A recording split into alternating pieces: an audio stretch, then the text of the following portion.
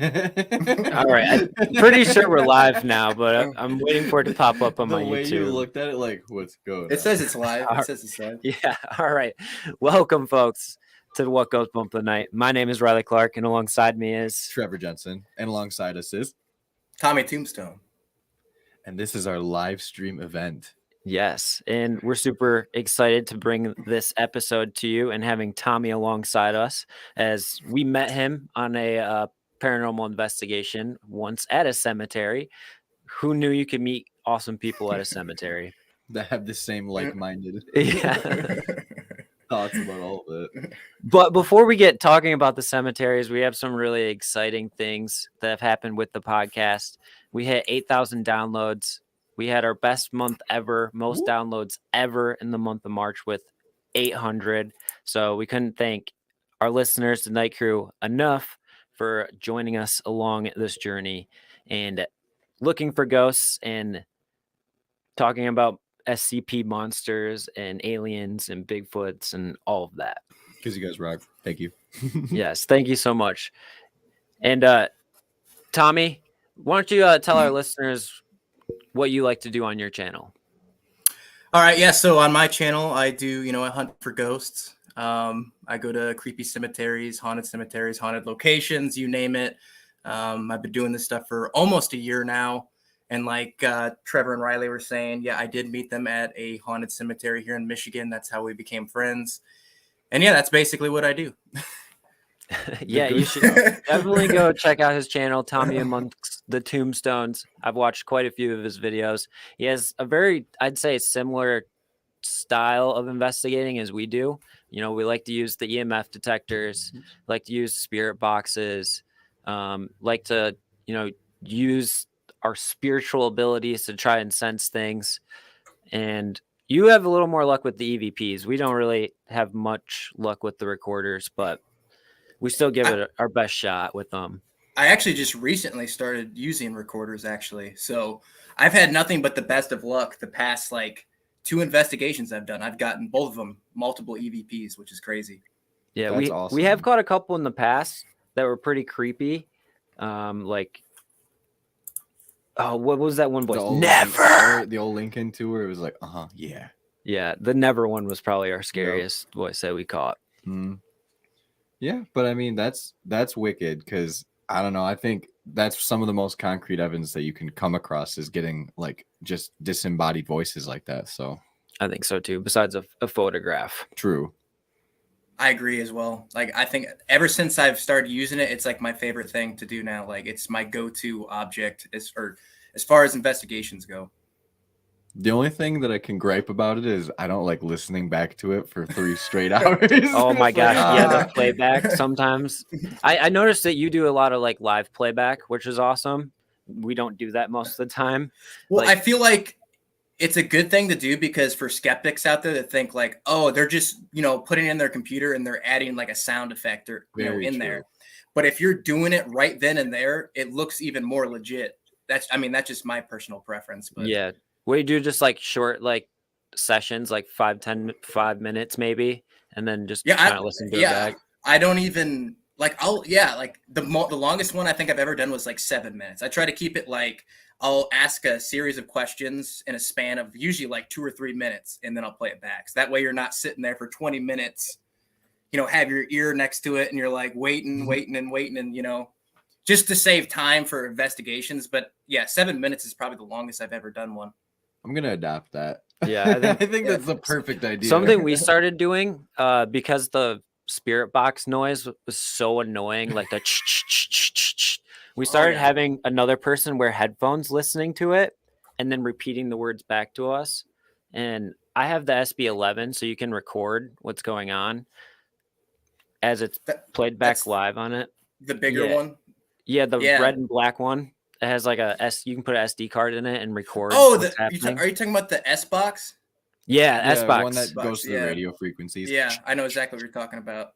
Yeah, so nobody wants to hear that for 20 minutes straight. Well, I suggest, and this is what I've been looking into because honestly, I'm quite tired of the SB7 and those. I'm actually looking into getting a portal. Do you know what that is? Oh yeah, I know what you're talking about. I think so. Where it doesn't have the white noise for real. Yeah, it just spits out the clearest words, like, and there's no static in between. And because I'm tired of listening to the over and over. It's so annoying. Migraines from it gives me headaches. I'm just like, I can't do this. I mean, I get, great responses back and stuff like that, but at the same time, that noise is terrible. Very terrible. Oh yeah. So why don't we just dive into where the first cemetery that we all got acquainted at, and a little bit about that one, and then we can dive into some more after that. So the Nunika Cemetery. Yeah, Nunika Cemetery. It's located in Crockery Township, Spring Lake, Michigan. It's about 5 minutes from my house. Been there multiple times. There's stories of a man who is seen smoking cigarettes by the landscaping house. People have seen a man that smoking a cigarette there. Isn't that also, Mr. Bond? Mr. Bond? His name? I think you're right. Yeah, I think it's Mr. Bond, but I think he might also be the Civil War soldier. Which is even more cool that there's a bunch of Civil War veterans. But being a Civil War vet, it could be him as well, just smoking a cigar. Got hit with a mustard ball. Now he's just living his life, smoking. There's actually quite a few different Civil War vets that are buried there as well, which is kind of crazy because Michigan, you don't think Civil War at all. You think like too far north. Yeah, you think east side of the United States and more south, in my opinion. That's what I think. And then people sense cold spots, they hear voices, they see apparitions, a woman dressed in white, floating lights, ghosts banging on that shack that I'd mentioned. We've heard the voices. He wasn't there that particular night.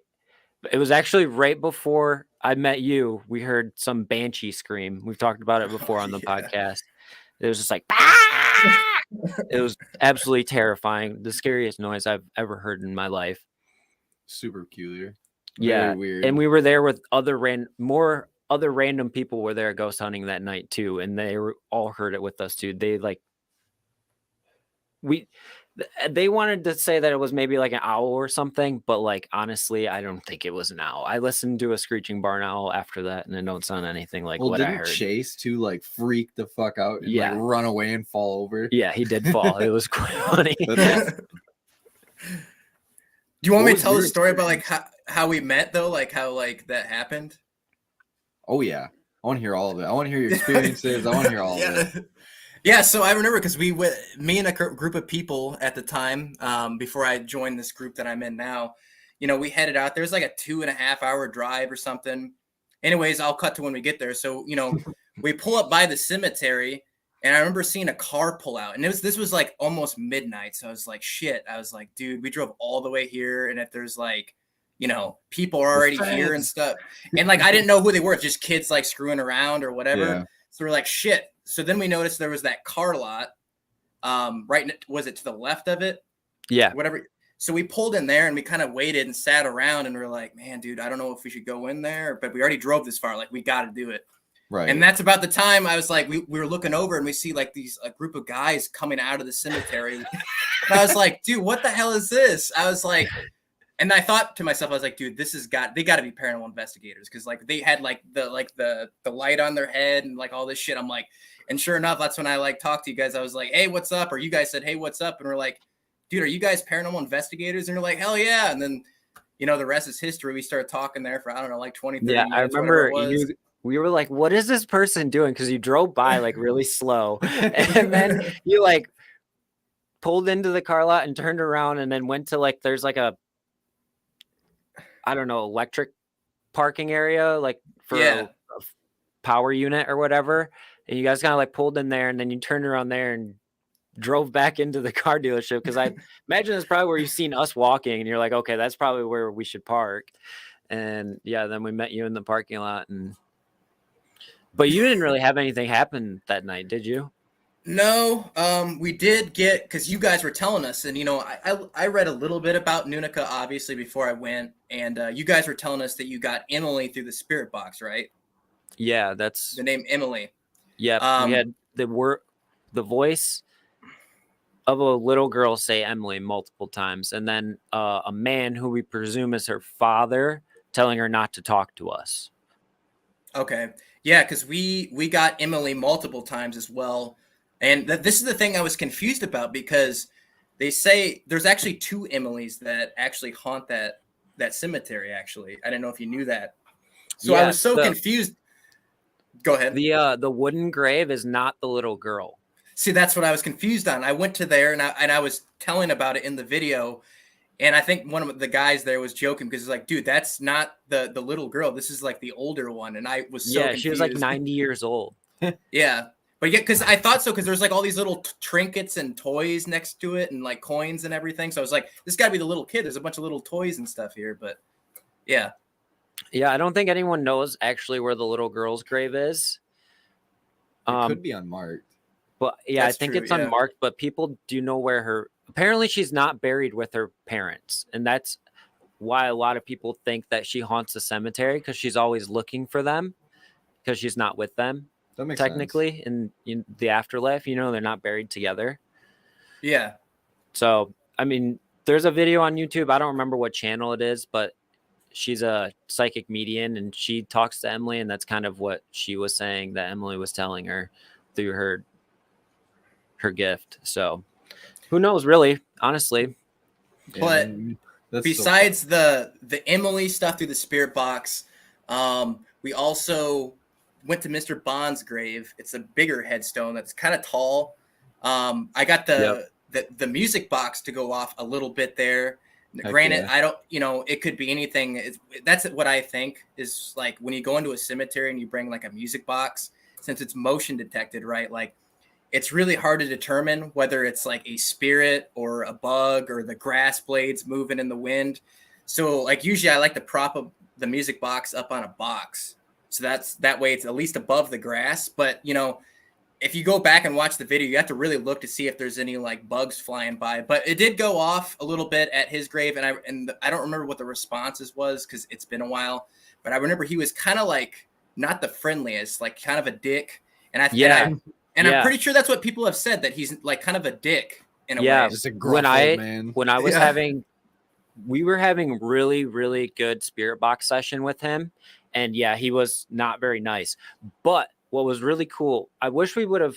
My phone died that night, so I didn't get much on camera of this investigation there. But I'd asked him to show himself to me, and the exact moment I did, I seen like a light in the woods. Like I was the only one who saw it. And then I asked him, like, did I just see you? And we got a clear response that said, yep. Really? Yeah. Was it like an orb ball of light? It was the only time I've ever seen like your classic paranormal orb, like with my own eyes. But never seen anything like it. It wasn't on camera or anything like that, and you were the only one that saw it. Yeah. Yeah, that's what makes it bizarre. Was everyone else like, you probably don't remember, but was like everyone else like looking in that direction? We were kind of like in a circle. I was looking at the woods, so everyone was kind of like in front of me. So it would have happened behind them. Yeah. Yeah, that's always that weird case where only one person sees it or hears something, but everyone else doesn't. And that's what makes, it's like, but some people might say like, oh, well, he's just full of shit because he's just making it up. But at the same time, it's kind of bizarre because it's like, if only one person heard or saw that, like, why isn't everyone else hearing or seeing this? Like it's like it's just a bizarre scenario kind of thing. Yeah. Yeah. And then the second time that we did go out there, I went that time, and I was being as obscene as I could to the spirits that were there, calling them pussies and like, you guys ain't gonna fucking do nothing. And of course, like we had some funny stuff happen. Like we're getting really fun like EVPs. Well, it wasn't EVPs. It was on the spirit box where it was like we were getting like direct responses to our questions. And then even at one point we started playing like it almost seemed like tag with like a little girl. The little boy. Or a little boy, There's a little boy that roams the cemetery. People have seen him. They say he's wearing blue overalls. And I think Chase was wearing the headphones listening to the spirit box. And I asked the little boy if he wanted to play tag with us, and he said something in the lines of yes. And next thing you know, we were literally playing tag with this.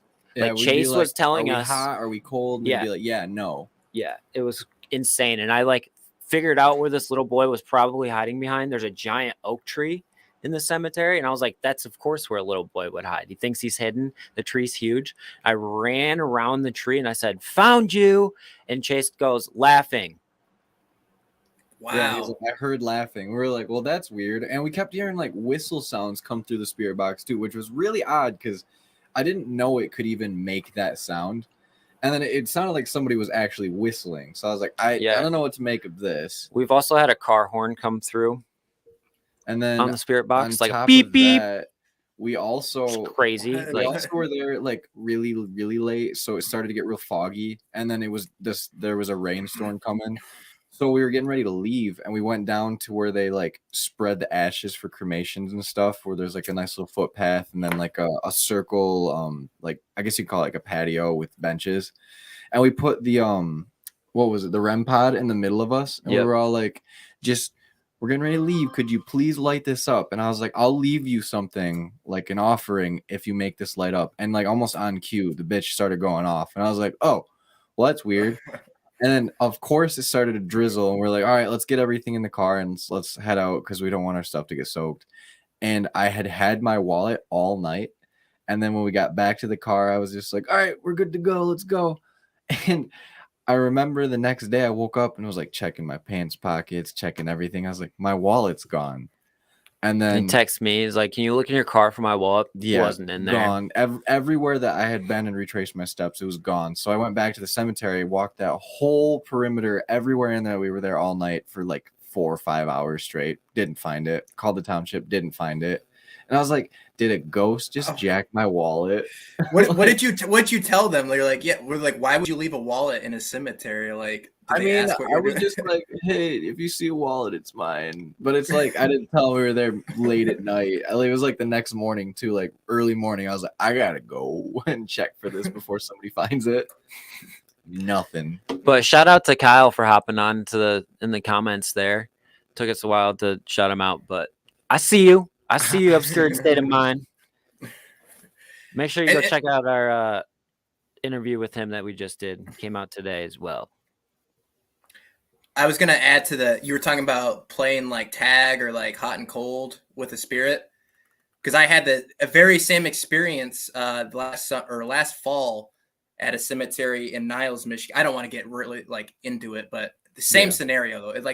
What you just said was like, that's why I was like, wow.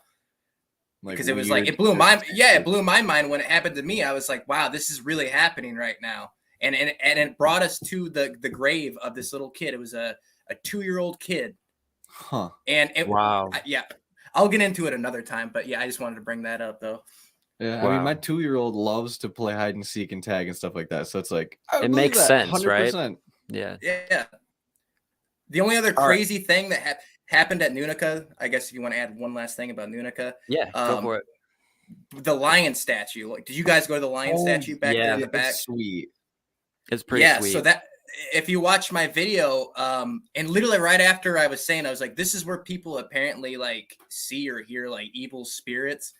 And like in the corner, I don't know what it was, whether it be like an apparition or like an orb thing, like moved into the camera. You'll see me zoom in on it, like in the editing or whatever. But like, that was the only other like weird scenario that happened at Nunika. Besides that, nothing too crazy, for all the hype that people give Nunika. But I've only been there one time, so I can't really say a whole lot about it.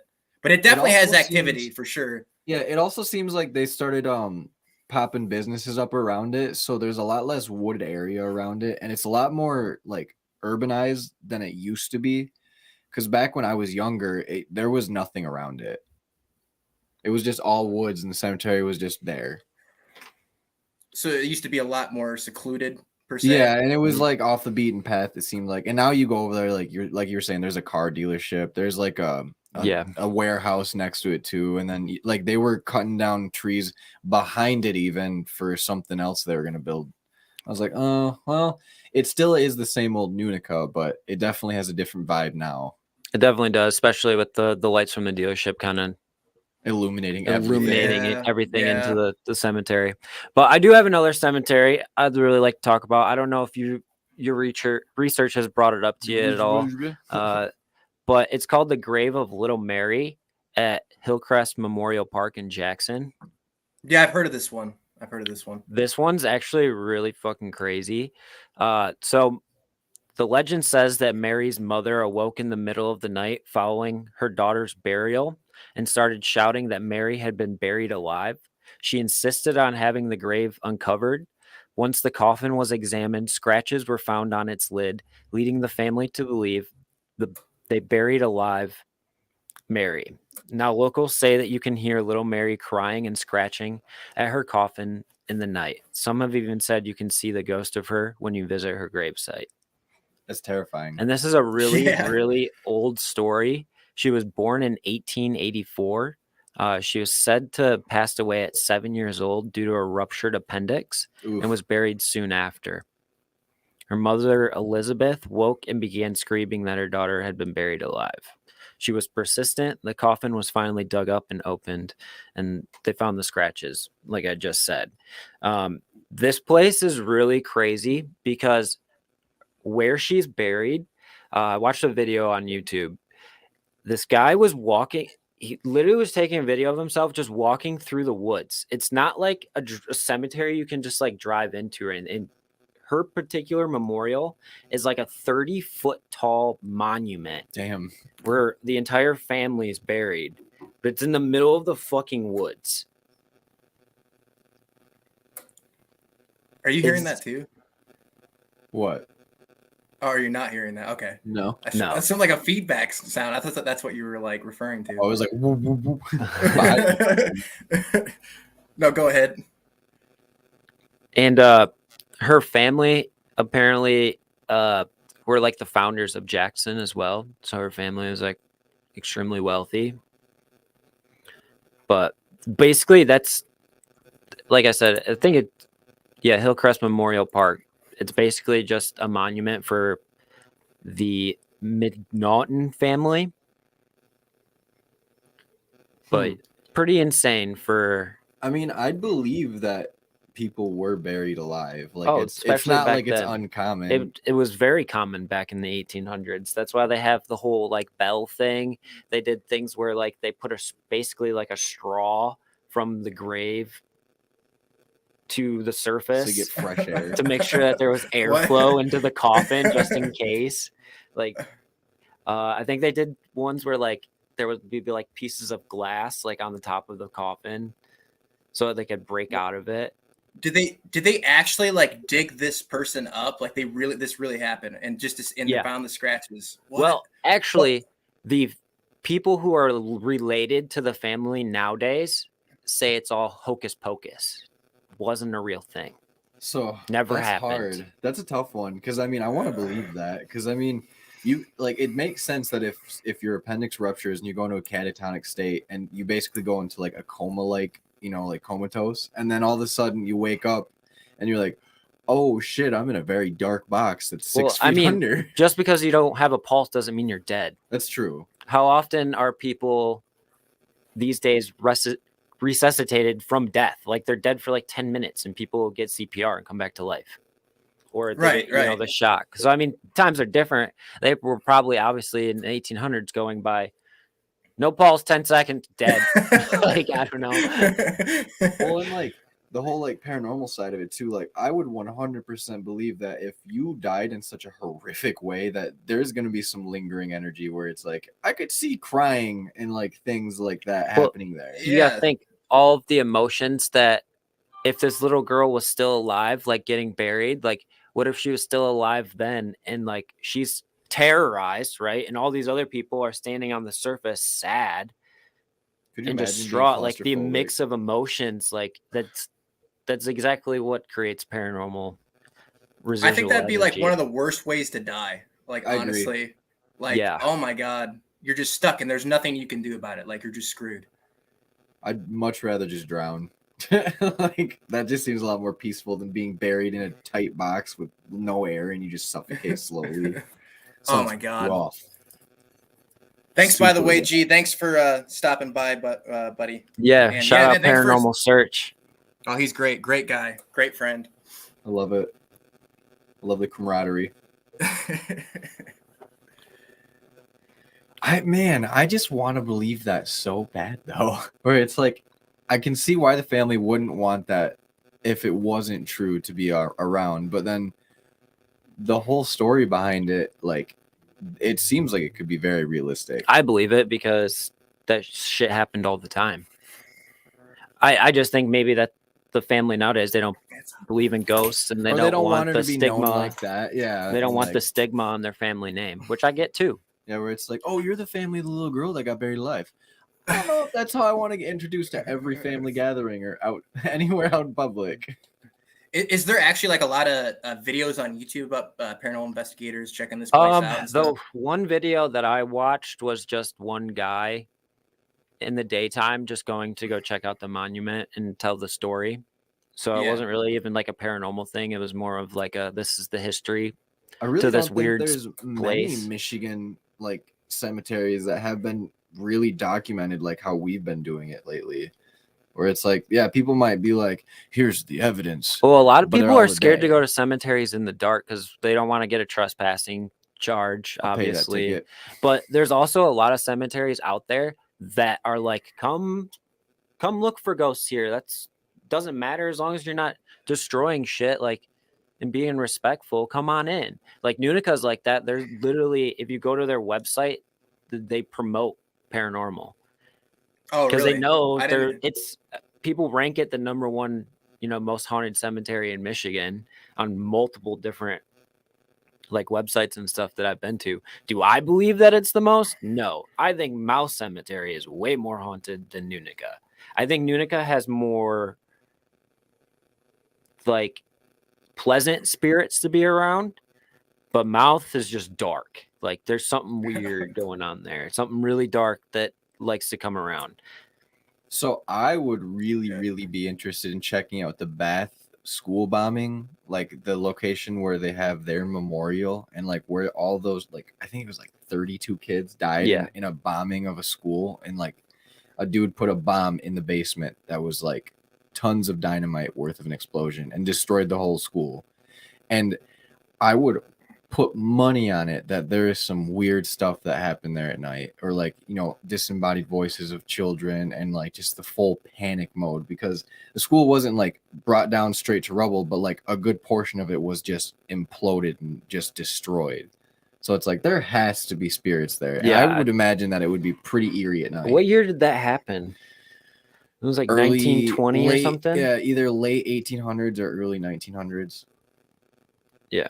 But it was I've definitely heard of that one too. Yeah, it was the biggest like school mass death before Columbine, and I still think it's the biggest one in Michigan at that point. And I think at one point we looked up like the highest body counts of like killers that were from Michigan, and that dude had the highest body count because of what he did. And it's like, that's insane, and you killed a bunch of elementary school children. Like, what a piece of shit. It's almost essentially like a terrorist attack. Oh yeah, 100%. Yeah, for sure. Before it was even terrorism. Yeah, before people considered that terrorism. Yeah, it's just a terrible thing to do. Like, how can you just go blow up a school? Like, that's so fucked up. You're disgruntled enough to go blow up kids. Like, what the fuck, man? Got nothing to do better on a Thursday, I guess.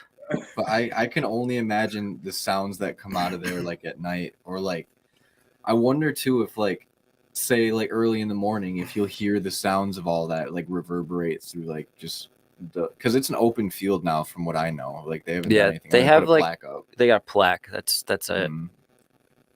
Which is kind of sad. Like, yeah, just a plaque. You're just gonna have a plaque for these kids. Like, come on now, we can do better. We can do better. Do you want me to bring up that one I was telling you guys about, the Mausoleum one? Yes, please. Definitely. Right, I don't know. More people should know about this one because this is a very bizarre story. So this is not necessarily a cemetery, but this is a very well-known haunted location in Michigan. So it's kind of a cemetery, but I'll just read it off. But this is actually pretty close to me. I've been here before. It's in Niles, Michigan. So I'll just kind of read a little bit of it from this article. But so there was this old mansion that was built in 1847. What does it say here? Thanks to all who occupied the house over the years, it almost looks as gorgeous as it was built the day it was built. It was constructed by a local whiskey distiller who sold it to an attorney, Strother Beeson. The place is called the Beeson Mausoleum, by the way. Okay, makes sense. So across the street from the mansion, they had the family's private cemetery with the old family crypt dead center. So it's just literally a mausoleum. No other graves that they know of. Just a fenced-in area of land dotted with trees was surrounded this lone crypt. So basically, Strother built the tomb across the street as a final resting place for his mother, complete with his. It's like made of marble, and it's still in really good condition because like I said, I've driven by it before. I might have gone in there. I'll get to that in a little bit. But anyways, so Strother's son and daughter-in-law, William and Harriet, had a son, Job Beeson, born in 1869. 1 year later, the baby died, and he was placed inside the crypt alongside his grandmother. So this is where it gets really, really weird. Give me a second. Sorry. You're good. Where is it? So Harriet Beeson was so overcome with grief, from like the baby dying, that her mental state took a nosedive. So every night she would go into the crypt and treat the deceased infant as if it were still alive. She would put clean diapers on him every night, give him baths, rock him somehow, even feed him. She believed he was afraid of the dark, so she would leave a lit lantern in the crypt to keep him from being scared. There wasn't much Strother could do about this, and he didn't try to dissuade her from her nightly rituals. In fact, he installed a carbide gas plant connected to a pipeline, which this kind of goes back where you're talking about like the straw down to the grave kind of thing. Yeah. That ran into the crypt to keep the lantern flame continuously burning. Wow. Harriet kept this behavior up until the weirdest thing happened. One night after feeding and bathing the lifeless baby, she proceeded to rock him, but by this time the body had decomposed so much that the eyeballs fell out of its head. That's gross. So to her severe shock that led her, like, she was so like she went batshit crazy basically. So they put her in an insane asylum where she eventually died at the young age of 28. And then she's also buried in the crypt as well. So that makes a total of 12 relatives buried within the walls of the tomb. So, people claim to hear like baby crying, the woman screaming, all kinds of stuff. I mean, it's just the weirdest story, like the weirdest freaking story. The only thing that sucks is that they don't allow paranormal investigators here, like, at all. Like, we've tried contacting the owners and they just want nothing to do with it. But that means it's super haunted. Oh yeah. I actually, it's private property, obviously. It's right by the road too. Like, you can't miss it. There's a big old stone wall and you'll see the mausoleum. And one night I actually went in there. I didn't post this video because for various reasons, but I went in there to check it out. And I swear to God, I heard like this weird noise from within the mausoleum. Like, swear to God. And this is the strangest thing. I think it's one of the weirdest stories around here, at least in Southwest Michigan. Because if you look this up online, it's like one of the most haunted locations here in Southwest Michigan. But no one ever gets a chance to investigate it because of the owners. That's too bad. That's crazy. I mean, that sounds awesome. That story is insane. Like, she couldn't fathom that her baby was dead and just kept acting like it was, let it rot. Like, just the eyeballs popping out had me. I was like, what in the hell? I can't. Oh, and then her untimely death at 28, like, that's suspect in itself. Like, wow. Yeah, and the mental hospital too. Oh yeah. Poor girl. Man. She had a rough go at the end of her life there. Yeah. Maybe just I'm curious to like what asylum she went to, because I don't think it states as to which one it was. I would be curious to see like which one she went to. I don't know how many of what them if she went to like that Penthurst and right. That's so far away though. It's not really, it's in Illinois. I mean, yeah, true. It's not terribly far, but that would be. I mean, that'd that's be where cool. a lot of people got sent to Penthurst Or Eloise. or Eloise. Yeah. Isn't that in Detroit? Is that because you guys went Yeah, there? Yeah, Right? it's we went outskirts there, of yeah. Detroit. Okay, And yeah, that's that what I place is thought. pretty cool. Although the whole compound was taken down and there was only one building left. Yeah. But I do have another cemetery. I think you'll probably really like this story. It's called Foster Cemetery. And there is a legend A Legione. of a girl. I'm trying to find her name. Minnie Quay. There it is. A young girl named Minnie Quay, about 15 years of age, committed suicide by throwing herself into the lake from Smith's Dock at Forster. One afternoon last week, she was seen in the act of jumping by her little brother who was on shore. A quick alarm was given and men commenced at once to grab the body, but it was an hour before it was discovered. Her father is a mechanic in Smith's Mill and highly suspect. No cause is assigned for the rash. That's from a newspaper article in 1884. You said that's Forester Or Cemetery, 1876, yeah. right? And that's for Forester Cemetery? Yes. There was also a legend that said a group of school children perished in a fire. And when you go to the cemetery, you can hear all the little boys like rustling around and like being rough with each other and playing and stuff. But a little more onto the story of Minnie Quay. So she was 15 years old and she fell in love with a sailor, and he had left to go on a mission or whatever, and he never came back. His ship never came back. So she was heartbroken, and then that's why she jumped off the dock and drowned herself.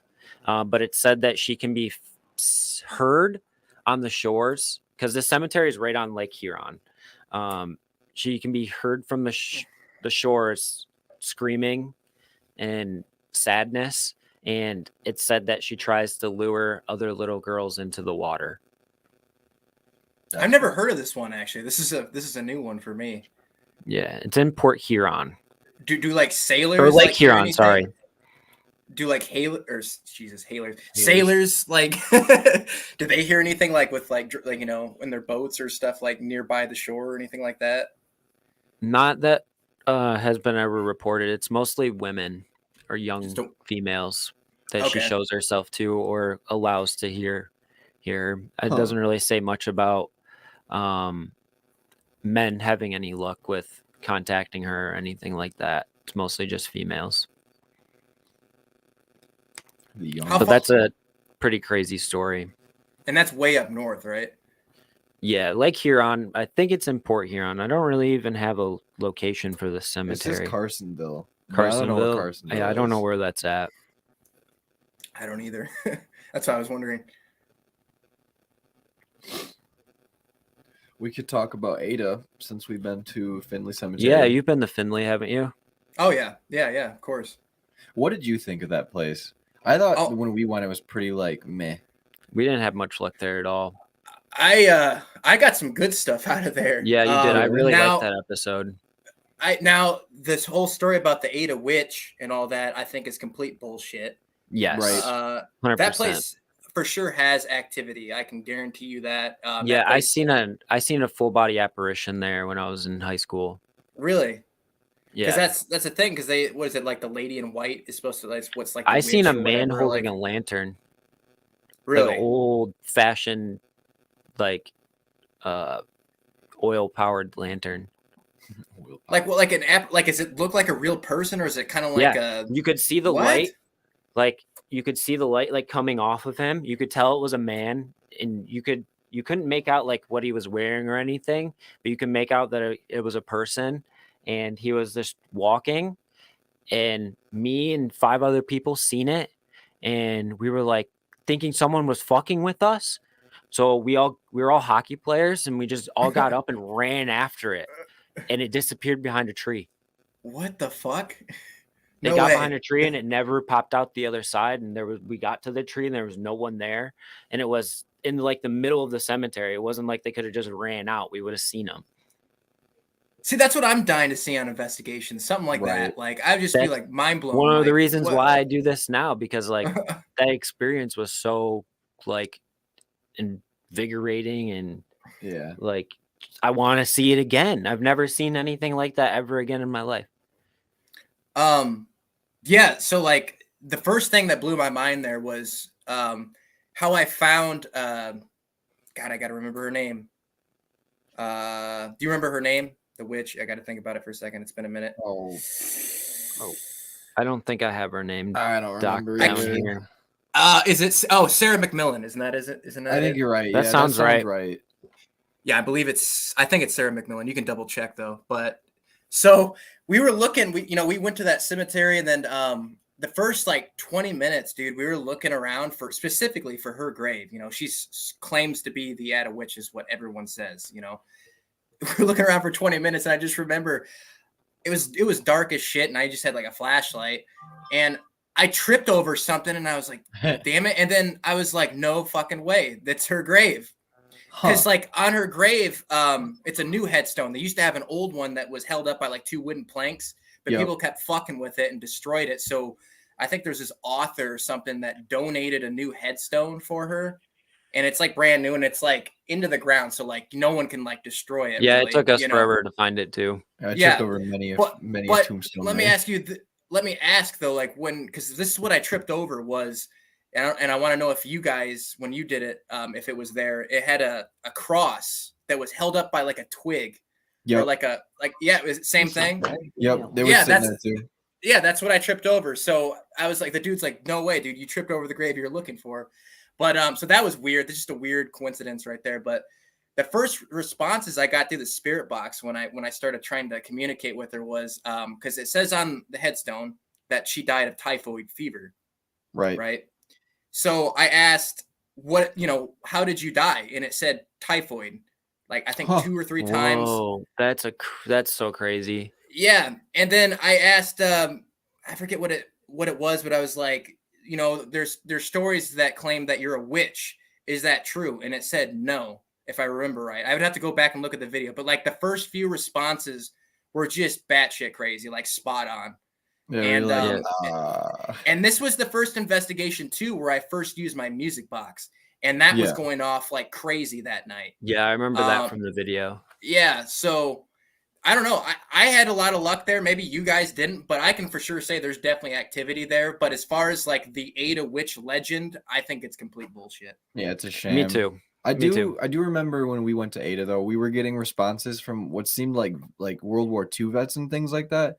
Where we were like, like thank you for your service and all that, and then all of a sudden our EMF detectors would start going off, and it's like that's weird. Yeah, we had most of the luck that we had there was with the EMF, using that to facilitate responses. But we did have one voice come through. We asked how many spirits there was, and it said 3, right? Is it 3 or 16? I don't remember. 3 or 16. Yeah, it was something weird. Like, and we looked it up. It had some type of like the number had some type of like spiritual meaning. So I'd have to rewatch our video. It's been so long since I watched it, but even like the vibe that we got there was like, it doesn't feel charged tonight. And then I think we went to Mouth that same night, and it was like, okay, now I'm actually like feeling something weird. Wait, how far is Mouth in Finley Cemetery from? It was like an hour and a half drive. Oh, okay. I was like, damn, I should have went to Mouth. We drove from Muskegon to Ada and spent like 3 hours there, and then we're like, we ain't done yet. When we drove all the way to Mouth, past Muskegon into Montague, we're like, okay, well that makes more sense now. Because I was like, man, if I would have known that, I would have just went to Mouth right afterwards. But if it's an hour and a half, screw it. No, yeah, I would have added a lot of time to your trip. For sure. It was a very early morning. Would you guys go back to so Nunika? I know you guys love Nunika. So like, are you guys planning on going back there this year? Probably. Yeah. Probably because we only got one video filmed there last year because we kept having. Well, we got spooked too. We were jumping fences and we're like, we can't go in here. And it's like, Ada, we did, yeah. Like, this is fine. Like, let's just walk in there next time. Like, it's fine. And then you guys plan on, what about Ada? Do you want to go back there? Or do you think it was kind of a bust? Okay. Yeah, I would like to go back and retry it. Maybe try some different techniques that we didn't try before. Oh yeah, and I want to hit all these places we're talking about so far, especially the ones we've both been to, just because it's been almost a year now, and I've learned a lot more through investigating with like different devices. So like I feel like it'd be so much better this time. Yeah, exactly. Same here. Like I have so many new techniques that I want to try. Like I feel like we hold the EMF detector a lot. We need to start placing it places. I want Because to if you move it at all, it kind of lights It up. wants to If jitter. you like kind of bump it, yeah, Mm. I suggest laying it down. yeah. And also keep in mind like with the phones and stuff, and or even cameras, it can make it go off. Yeah, so it's really tough to like really say that some of the stuff is like concrete, like especially when you don't have like a voice EVP to back what's going on, or like an orb or something. I don't know. I feel like with paranormal, you always want two things to happen at the same time. You either want to catch a voice and have a reaction, like spike in the EMF, or you want to catch an orb and catch a voice right after. Like two things. If you get two things, it kind of helps the validation of what's happening. Does that make sense? Yeah, no, it makes complete sense. Yeah. It's like you have this Because one otherwise thing it's just happen like and anomaly. then, yeah. No, I get completely what you're saying. It makes total sense. I have or did you have one you wanted to bring up? Go right ahead. We're looking at notes now anyway. Yeah, I was trying to find my next one. If you didn't have this one in a bit, we should do the Pierre Chenet one, because that's one I literally just clicked on that. We can do that one next. About it right now. We can do that one right now if you want. Let's do it. So we had mentioned it earlier at the beginning of this live stream. Pierre Chenet Cemetery. Basically was a bustling town in Roscommon in 1917, and nearly everyone in the town had died of diphtheria. Good job. Good job. I think that's how it's said. And basically just became a ghost town. Visitors to the cemetery claim to have seen lights in the surrounding woods, or to have found unexplained handprints on their cars. This local is also remains of the old bustling town of Piercini, which was founded as a lumber settlement in the 1870s, and it was slowly abandoned. Like that ghosts are just slapping your bumper like, get gone. I've never seen a handprint on my car after paranormal. I've had other people say stories like that, but I feel like that's just a wise tale. Maybe. I mean, Captain Hook's real. Now it was they're saying it was the plague that wiped out the whole town, right? Like, because I remember it actually happened pretty quickly too. That plague that wiped out because I think they had they had like I forget what, over like 1,000, 2,000 people, and in a span of like 2 or 3 years, it like went down to 25, and then just nothing. Yeah, and then people kind of just said, "I'm out of here." So is it just a cemetery is left, or is there like actual like buildings from? No, I heard there is buildings. Yeah, there's remnants of the town left too. I want to go through all of it. Yeah, no, for sure.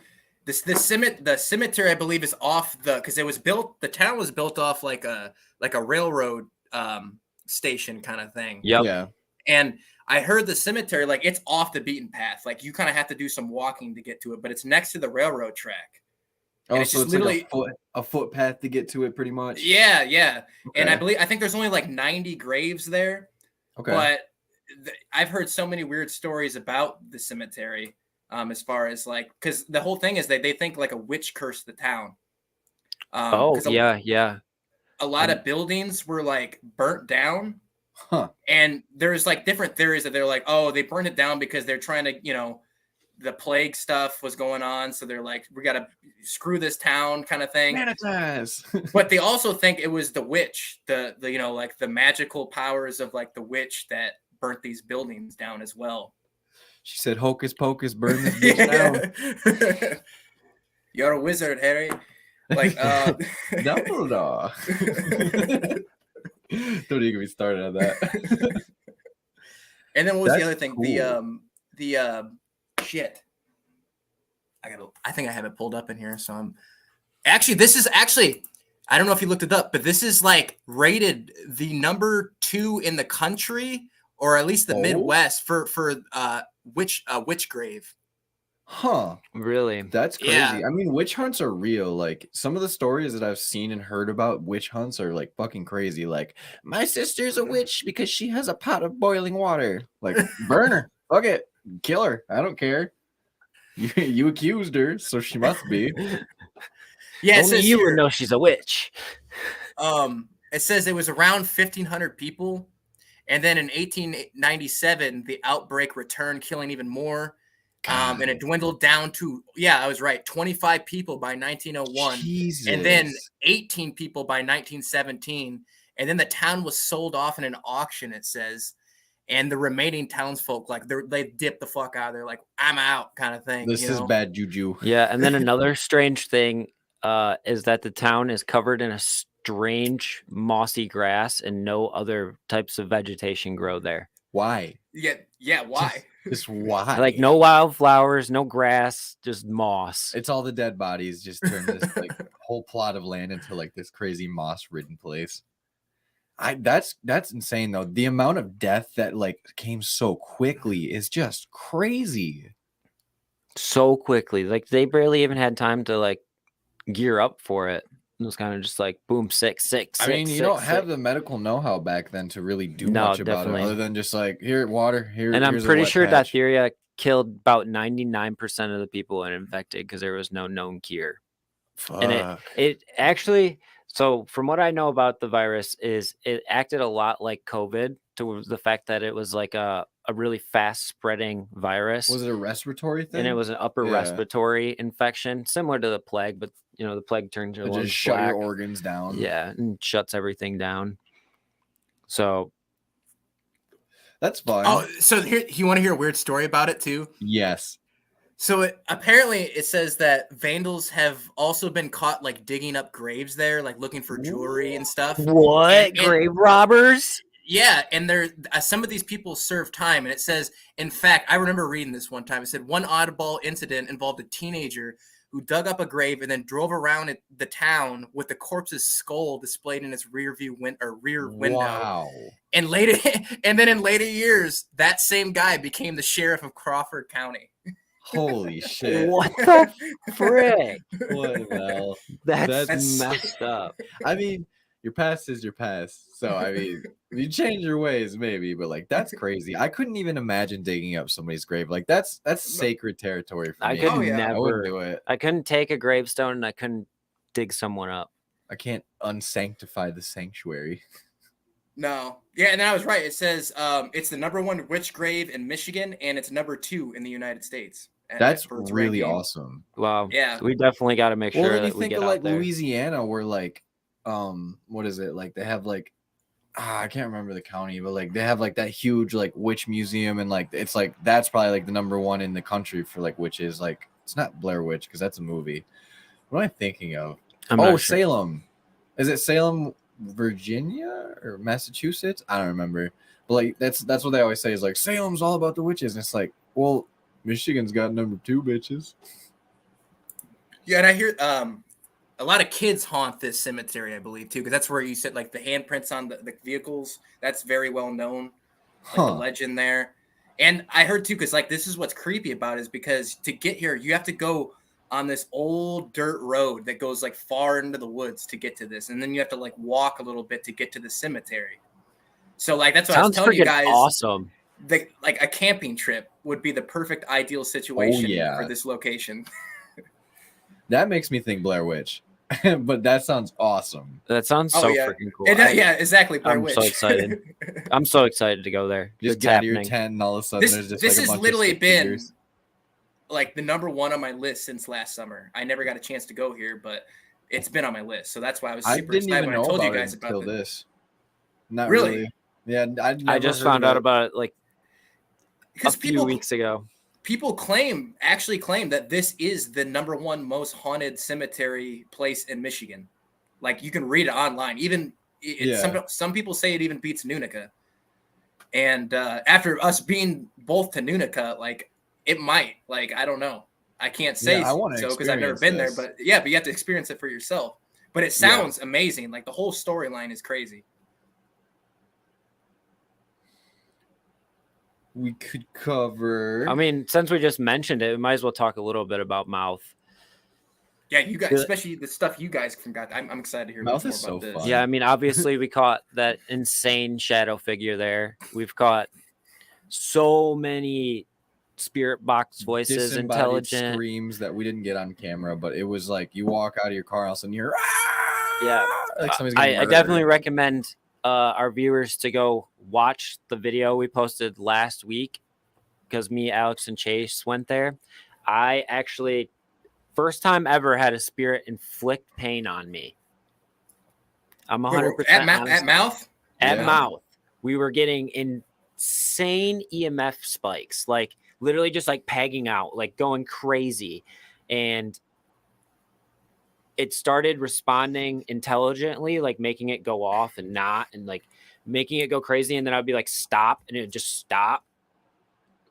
And all of a sudden, I felt what felt like someone grabbing me right here as hard as they could, like squeezing my shoulder to the point where like I couldn't even like, get my shoulder up. It was hurting so bad. Yeah, I was just limping it. And I asked after like 5 minutes of me going, fuck, like this hurts. What's happening? Like, why is this happening? I finally was like, I gotta see if we can get answers from the EMF. And I asked if it was hurting me, and it basically was confirming that, yeah, a spirit's doing this to you. And Wow. Mouth was the first time as that quick I as ever it been came, scratched, it just too. went away. And then as the pain went away, the EMF stopped going off. Holy shit. Yeah, and they say that the well that they have there, if you pump it, like bad things will happen to you. So one time when I did it, I had scratches all down my back, and like that was the first time when I actually was investigating that anything that I had like physically happened to me, and there was like 3 distinct like scratches down my back. And I didn't walk into a tree or anything like that. The last time he went there as well, he also had scratches on his neck. So like, what's the back? Can you tell a little bit about like the background story? Like, why is this place known to be like so dark and stuff? Because I heard it was built on like an ancient Indian burial ground or something. Yeah, and there was 2 warring tribes that basically killed each other off within like the recent, like I don't want to say recent, like the very like close proximity to where the burial ground is. And they say that there are Indian remains or Native American remains that are still in that cemetery that might not have headstones or whatnot, but there are like there is one where there's like she was from my understanding is it was an Indian burial ground first, and then they put plots over it, and then they put plots over that years and years later. That's a big no. Oh yeah. And that explains maybe the scratching. Now I can understand a little bit more. Yeah, and it was like right on like, what is it, like the mouth of a river, or maybe it was like an inlet from the lake. There's a bayou there. Yeah, so like it was like the closest access they had to water. So like I would imagine that like probably like even like a tribe at one point had lived on that land, and like you can't really like say that there aren't like remains still there or whatnot in the ground. Did people find like arrowheads and artifacts, stuff like that? I don't know about if people that. dig it up too much, to be honest. Like I know there was a lot of vandalism, so people are pretty weary about that. I've heard about that, because I mean this fucking place is literally in the middle of the goddamn woods, right? Oh yeah. Yes, yeah, and it's overgrown as hell. And it seems like every grave plot too is like older than dirt. Like you can't see some of the names or writing on the stone because it's so washed I heard off. some of them were from back from the 1700s. I heard. Is that true too? Yeah, there's that's the cemetery has been there since the 1600s. No fucking way. Yeah, and then there's other like folklore too, that there was a mad scientist who lived in the area, and he was on the board that like commissioned the place to be built and whatnot. And I forgot his first name, but his last name's Sidoni. Yeah, he actually wrote a paranormal like psychic book. That's what he did for a living, is he researched psychic abilities and the paranormal. And this was back in the 60s when you were looked to be crazy if you thought anything about ghosts. Right. That's, dude, This is another one that's gonna be on my list. Well, it's already been on my list, but I plan 100% to go here this year, and I want to do it with you guys, considering you guys have been here multiple times, and just hearing about the shit that you guys dealt with from going here, like it's insane. Yeah, one spirit that's there is Captain William Robinson. He was the lighthouse tendant, which there's a lighthouse near it, which is the lighthouse that he stationed, the White River Light Station. Oh, I've heard of that one. That's actually that's not that far from there. No, it's not too terribly. It's not too far away at all. It's actually a museum now, but he died at the age of 87, and we have definitely communicated with him at the cemetery. Oh, wow. His family plot has like a huge historical placard, and then it's basically got a fence around it. You can tell exactly where his grave is. That's crazy. And he said to like do go from the lighthouse back to his grave where his family's at. So like they said he haunts both places. Yeah. That'd be so cool to do like that and try to communicate with him again there, and then do a connection video doing the lighthouse, because that's another one that's been on my list, is to do a lighthouse this year. But I heard those are so hard to get into as far as the paranormal investigations one go. name that we've gotten there multiple times is Lee, but we can't find any. We've never found a headstone that says Lee on it. And Robert E. Lee? Maybe, I don't know. Who knows? There could, like, honestly, who knows who or what could be there? There could be some type of portal there. I don't know. Like, well, just the Native American stuff, let alone just that makes more sense now, like the darker energy kind of stuff, because that stuff you don't want to mess with. That picture we took was a dark spirit, like solid black mass. It was like 6 feet tall, maybe taller. No, I think it was more like 9, right? Yeah, it was like 8 or 9 feet tall. I remember that picture. That was crazy. That was insane. Weird. And like we had a pretty good night before that, just walking around like getting EVPs, getting the craziest thing that was happening that night is cold spots, right? Oh, but yeah. It was so hot that day, and there wasn't really. It was muggy. It was super muggy, but you'd just be standing there, and all of a sudden, you just feel this pocket of cold, like the perfect shape of a human. But there wasn't a breeze. Come next to you, and like it was moving from each of us, and we were documenting like 5-degree temperature drops on our millimeters. Oh yeah, that's crazy. So I was gonna say, did you have a millimeter during that? Because that'd be perfect for that. But yeah, if you had one, there you go. That's insane. It was like this moving mass of cold, and that was as soon as we got there. Well, like, did you have multiple millimeters that like? Yeah, I think we had both. 3. We had both, but now we have 3 if you count Chase's equipment.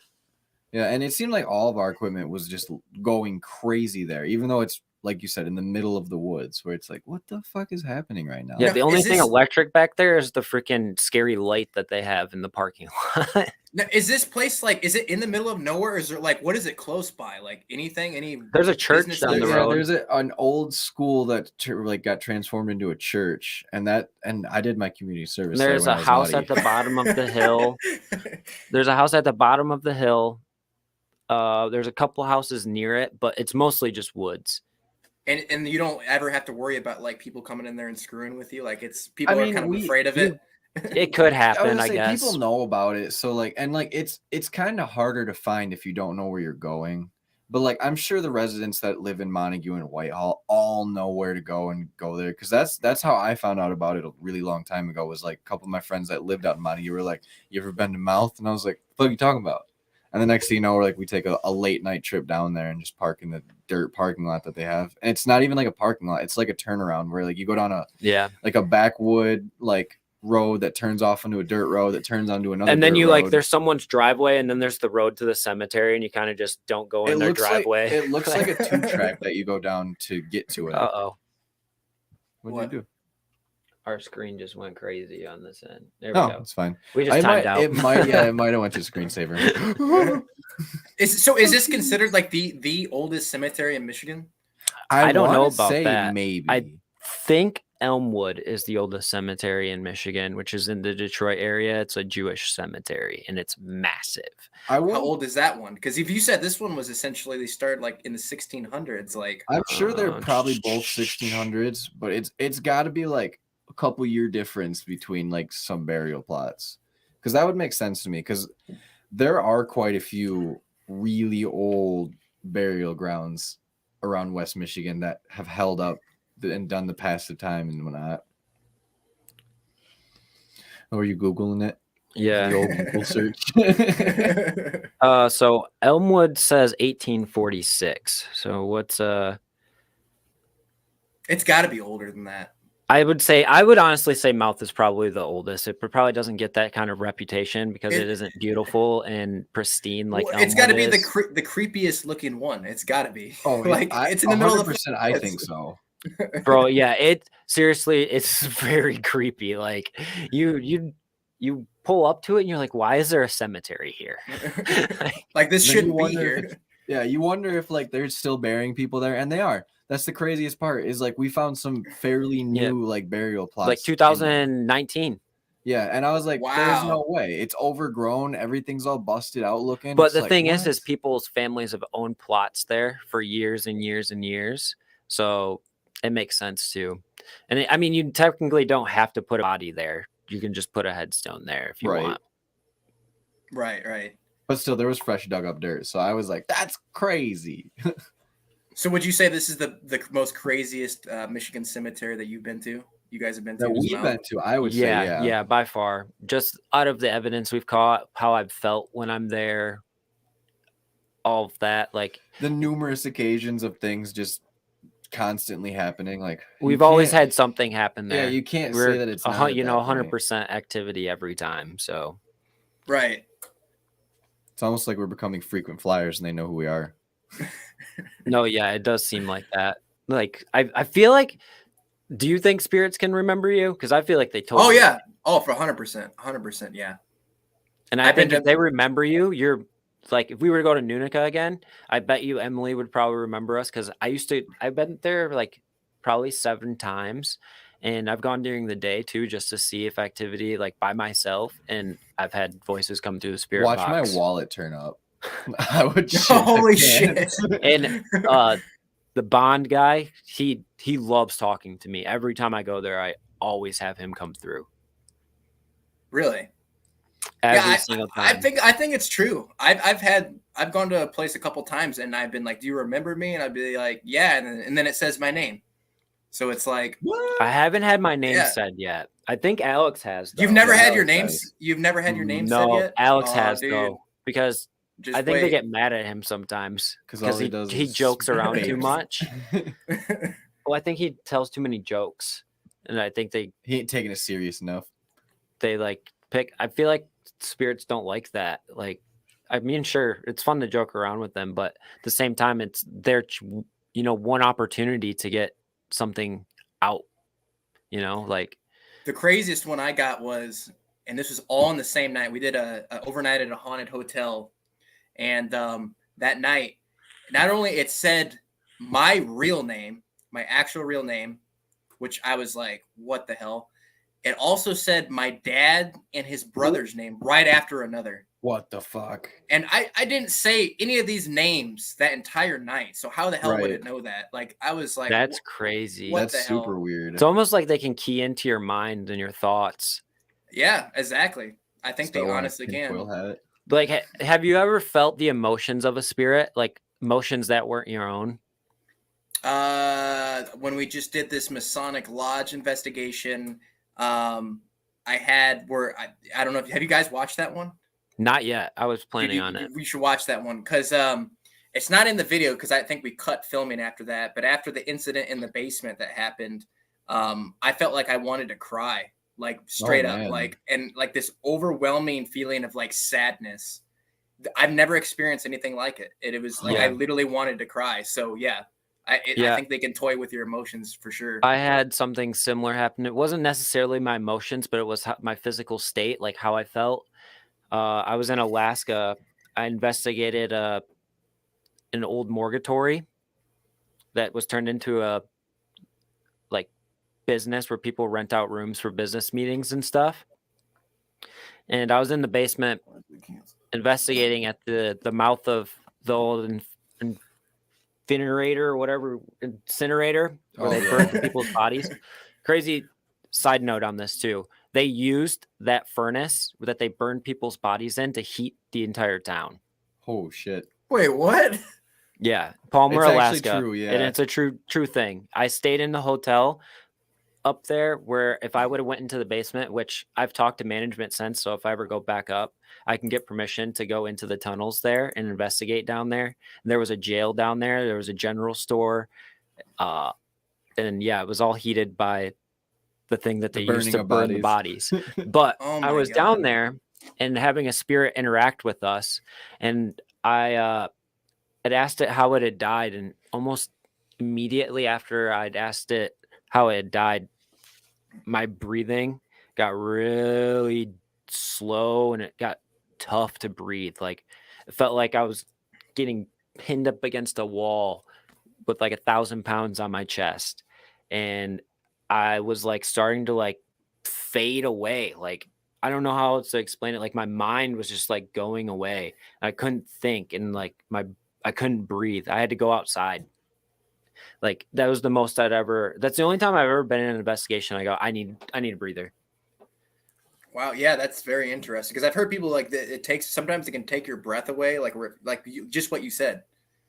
Like, yeah, and I was thinking like cases of maybe he that. was trying to make me feel the emotions of like maybe he'd suffocated to death because he had told me that he was murdered and it was an unsolved murder. I remember that, and I think maybe he was choked to death and then never found.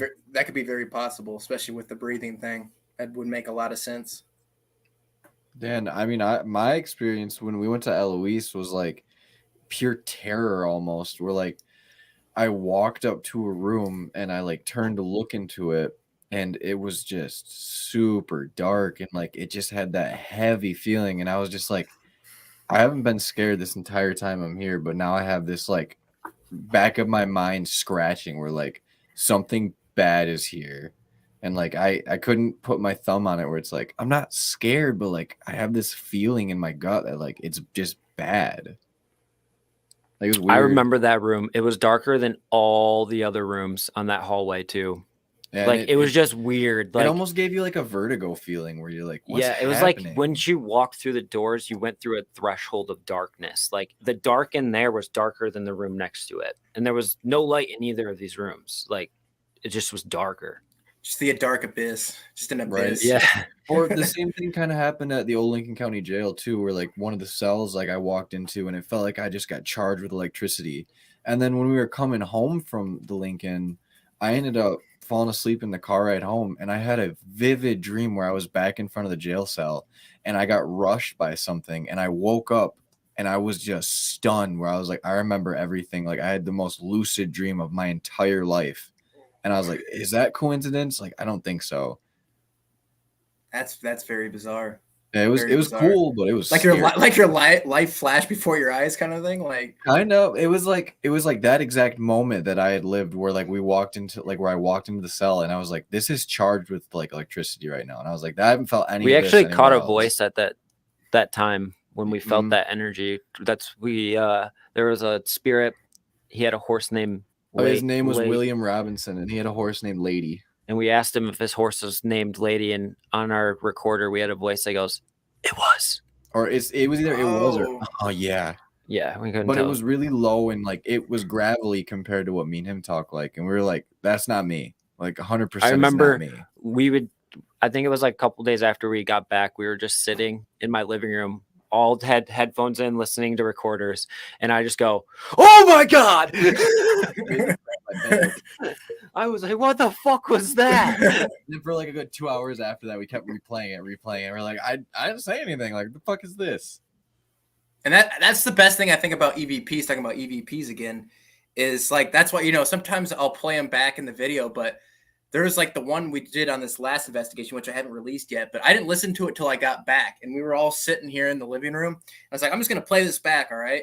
Started playing it. And then whatever it said, because I don't want to release it yet, what it said. Yeah. It said whatever it said. And I mean, all of our faces were like, what the fuck was that? Like, that was, oh man. It like gave me chills, like just right up my spine. 100% like, I was like, dude, no way. Your hair stands right up. You're like, oh my God. Yeah. And I feel like it's like, it's almost like bringing the investigation to your home still, because it's like the investigation is still not over with because you have a little piece of it in this recording device. So like you might be done at the location, but you still have it with you because if you get something in this, it's still going on. It seems like, That's what Do I you like ever about it. feel It's you've been followed home? me. I've had that. Well, okay, maybe not to my home, but to different locations. Okay. That one thing I was kind of telling you about earlier in the stream, where that was playing like hot and cold or like tag with a kid. Yep. That same kid followed me to another investigation and said its name, and I was like, whoa. And I was like, I forget what the name was. And I was like, blah, blah, blah. Is this you? Did you follow us from this place? And it was like, yes, I did. And I was like, dude, Wow. no freaking way.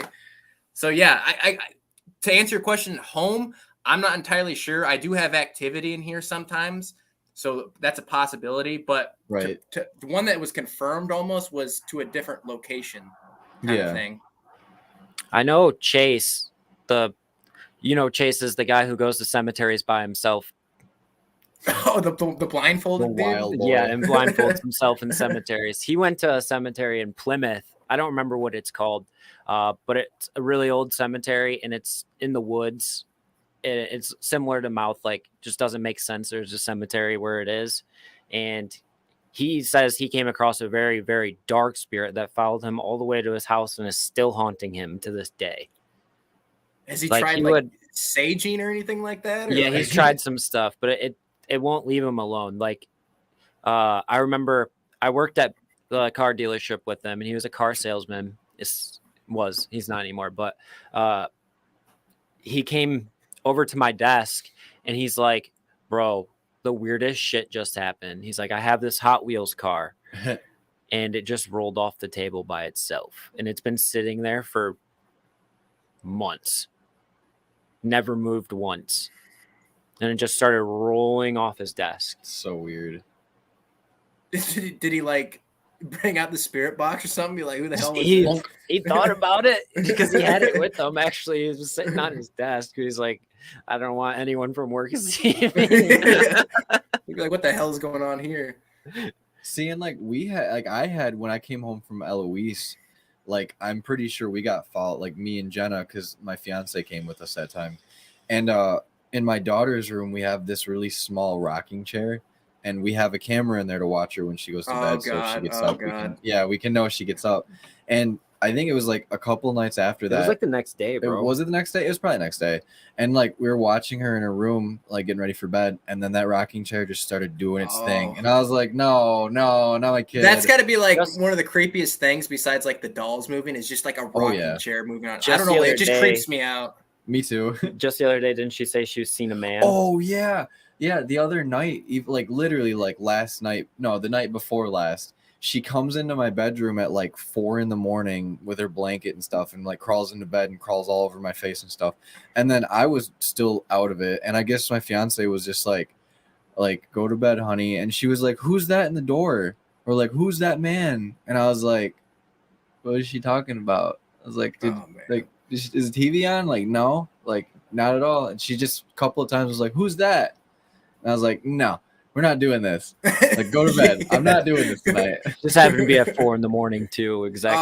Other times too, she's like pointed up at our attic in our bathroom. Weird place to have an attic, and she was like, there's someone up there, and I was like, nope, I ain't going up there. Like, it's already creepy enough that it's above my fucking shower. So, do you think? So you know, she's like 2 years old, and one of her favorite shows is Ghost Adventures. Loves it. Really?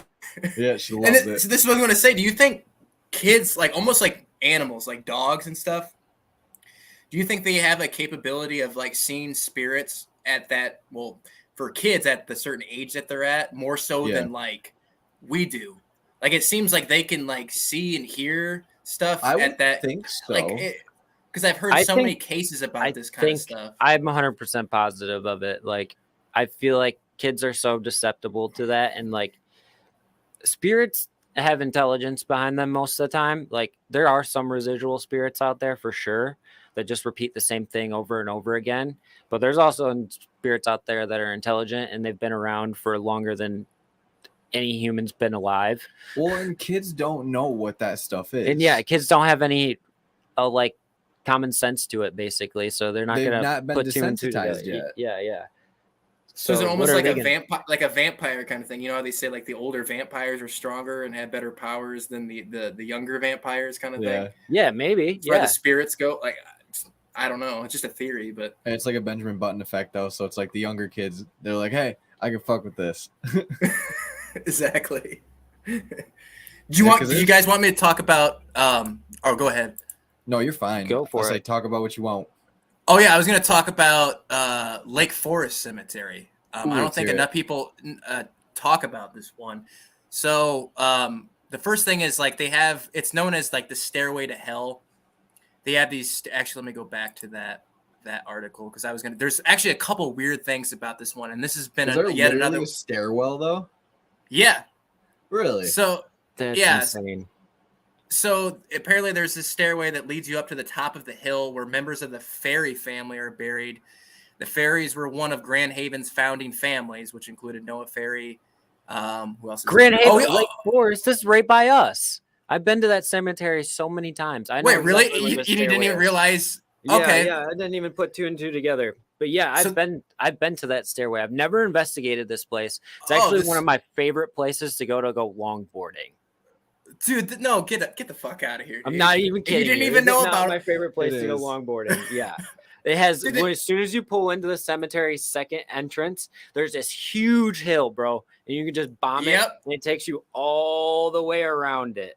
And then there's another one. Hill. Yeah. This has got to be it then, yeah. But yeah, that's crazy. So yeah, dude, we got to go here. Or you got to go here because this has been on my list forever. So another thing about this cemetery that might not probably be in there.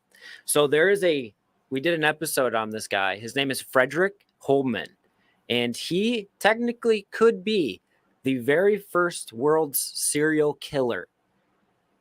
And he predated Jack the Ripper. He predates Jack the Ripper by like a year, and he predates H.H. Holmes by like 3 years. He's said to have killed, I think it was like 15 women, and he was from Germany and immigrated like he's a fucking elk. Immigrated from Germany to Grand Haven. He got married, had a kid who died when the wife was giving birth.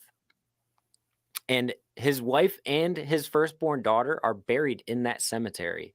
And it is said that he haunts that cemetery potentially. Wait, he's not buried there, but his wife. And he was arrested. He got locked up and put in prison in Ohio or Illinois. Illinois. It's like Ford County, Illinois. And he's very interesting because he actually built the gallows they hung him from. And right before they dropped him to his death, he said, "I will haunt everyone who accused me." Oh my God, this just keeps getting better and better. And then they buried him in an unmarked grave in a potter's field. No one knows where he's buried. The only thing left of his remains is a skull because they cut his head off and studied his brain for science. And his skull is at display at Illinois University. The University of Illinois has his skull on display because it was the first. Dude, that's where I used to live. Really? Yeah, I lived in Champaign, Illinois for a long time. That's awesome. crazy. That is crazy. If I would have known that, I would have tried to see where it was at. His brain was the first brain ever like dissected and studied because he was a serial killer. Oh my God! Before they knew what serial killers were. Yeah, and he was really weird how he liked to hang people, which is funny because that's how he died. But it was like more like a garrote around their neck, and then he'd hang them from bedposts and doors. He hung a like 80-year-old woman from a doorknob with a tie. What is it fucking like? Wild. Isn't that how Robin Williams died? Or was that I think you're right. Is Unfortunately, yeah. I think that's Rest in peace, Robin. Yeah, I was gonna say I just kind of blurted that out, but no, that's crazy though, because oh yeah, I'll go back to it, but I did not know any of that, so this makes this place even way. I don't know why I didn't think because I always think Grand Haven Cemetery. It's not the name of it at all. It's Lake Forest. So yeah, it has the Stairway to Hell is what they call it. Some people actually call it the Stairway to Heaven. So I guess it goes either way. Right. So yeah, there's that. So where it says about like something where like they say when people like die there, their spirits go all the way up the staircase or It whatever. just depends on the way the escalator is Yeah. going that So day. since this is like Yeah. my local cemetery, I know I actually went on a haunted tour at this cemetery, so I know a lot about it. There's actually an area at the Lake Forest Cemetery where over 500 children are buried in a mass grave because when they turned Grand Haven has a place called Central Park. There's like a fountain, it's like a nice park in downtown. That actually used to be the original cemetery in Grand Haven. And when they were building the water fountain there, they actually uncovered multiple bodies. But before that became a park, they dug up all the children that had died from tuberculosis. That's where they had buried most of them. And they, instead of placing them all in their own individual graves, they just buried all the children together in one mass grave in that cemetery. Oh man. There's no What? gravestones there either. It's just an open plot of land. They've started burying other people there now, but Wow. And I can't believe you didn't tell me that you've been here and all this stuff. Like, oh yeah, I go there like 20 times a year, and I've never we just oh my investigated god, it. dude. there. Oh my I god. longboard there. That's Straight up. I That's literally just- go specifically there to longboard. So And- yeah, go ahead. Oh, so near there are these woods across the street from the cemetery, and you can walk through these woods to go to the YMCA. Mhm. And in these woods, multiple people have died back in those woods, and I've always thought that it could potentially be haunted back there as well. I think it says something about that actually, because it says here so the stairway to heaven or stairway to hell. It says when a person is buried at Lake Forest Cemetery, their spirit will journey up the stairs. Once at the top, if their soul is meant to go to heaven, an incredible white light will appear, which is interpreted as the door leading to the entrance of heaven. But if their soul reaches the peak of the hill and there's no light, they're damned and sent back to hell, where hell is awaiting for them. That's one weird thing about the cemetery. But these next two ones is what really is very interesting. So there's one thing called the Phantom Gateway. Have you heard about that? Nope. Or at least I haven't. Maybe, So I don't know. this was a really weird story. So it says back in 1979, a dad and his two sons were bicycling through the cemetery. After pedaling through the cemetery roads, they decided to continue their trip elsewhere. The dad wasn't sure where the exit was and continued the search. He decided to follow along the boundary fence that he thought would surely lead to an exit. Eventually, they came to an unknown exit on Lake Avenue that they wound up exiting through. For the next few days, apparently, this was really getting under his skin. He's like, where the heck was this entrance we used? Days later, he went back with one of his sons looking for that mysterious entrance/exit. According to the man, he said, I didn't find the same entrance which we had exited on our bike trip. We didn't find it. I went back myself several times, searching every possible road, both within the cemetery and from without. There was no such entrance or road as we used leaving the cemetery. He says the nearest exit he could find was about a mile from where he and his sons exited before. When he regaled his I think that's how you said it, his tales to his buddies, they admitted that they too had similar experience of passing through a phantom gateway that they could never find again, no matter how many times they went back to search. So that's another weird thing. And then there's the classic legend of like the Blue Man. It said the Blue Man is said to be the ghost of Reverend William W.M. Ferry, one of the town's founding fathers. Yep. He sits upon his tombstone and the other nearby grave markers, watching over the cemetery from the top of the hill in a form of like a blue light. So those are like two other weird scenarios or, legends about Lake Forest Cemetery that I found interesting as well. That bike one's wild to me. Yeah. It's like I've never trippy. heard of that. I definitely had heard about Mr. Ferry being seen in the blue light. There's a couple other legends. It's been like 5 years since I did that ghost tour, so I don't remember everything that they talked about. But I know that there are multiple serial killers in that cemetery, along with potentially Frederick Holman, which is someone that I want to go specifically try to speak to. Or speak to his family. Or try to speak to his family or like his wife. I believe also, and I remember looking this up because I was thinking about going here last year, and don't quote me on this because I don't remember where the article is right now. But there's a connection to this cemetery to this building in the same town. I think is this Grand Haven? Yeah, but that's where I'm from.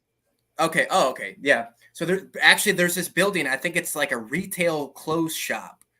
And I believe again, don't quote me on this because I don't remember the exact story, but someone from that cemetery that's buried in the cemetery hung themselves in this place. And this place is known to be haunted too. You can read about it online. I think this shop or retail store is no longer there though. Like it went out of business because I tried contacting the lady and it was like the phone line just kept ringing, but that place is known to have activity. It has some connection with someone that was buried in the cemetery. And I think they either killed someone in there or they like hung themselves in there. Wow. Yeah. Grand Haven has a lot of stuff that happened, man. There's a lot of dark, like Grand Haven seems like a really nice tourist town and everything, but there's a lot of dark history in the town of Grand Haven. Like some bad people have lived in Grand Haven, definitely, as much as they'd like you not to know about it. Like there's a spot over by the Pure Marquette train downtown. There used to be a house in this spot, and you can't find anything on this.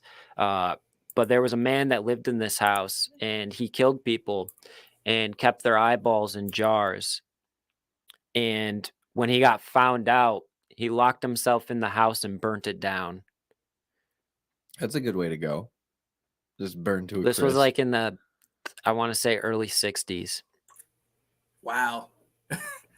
That's the only reason I know that story is because my friend's grandfather was the sheriff.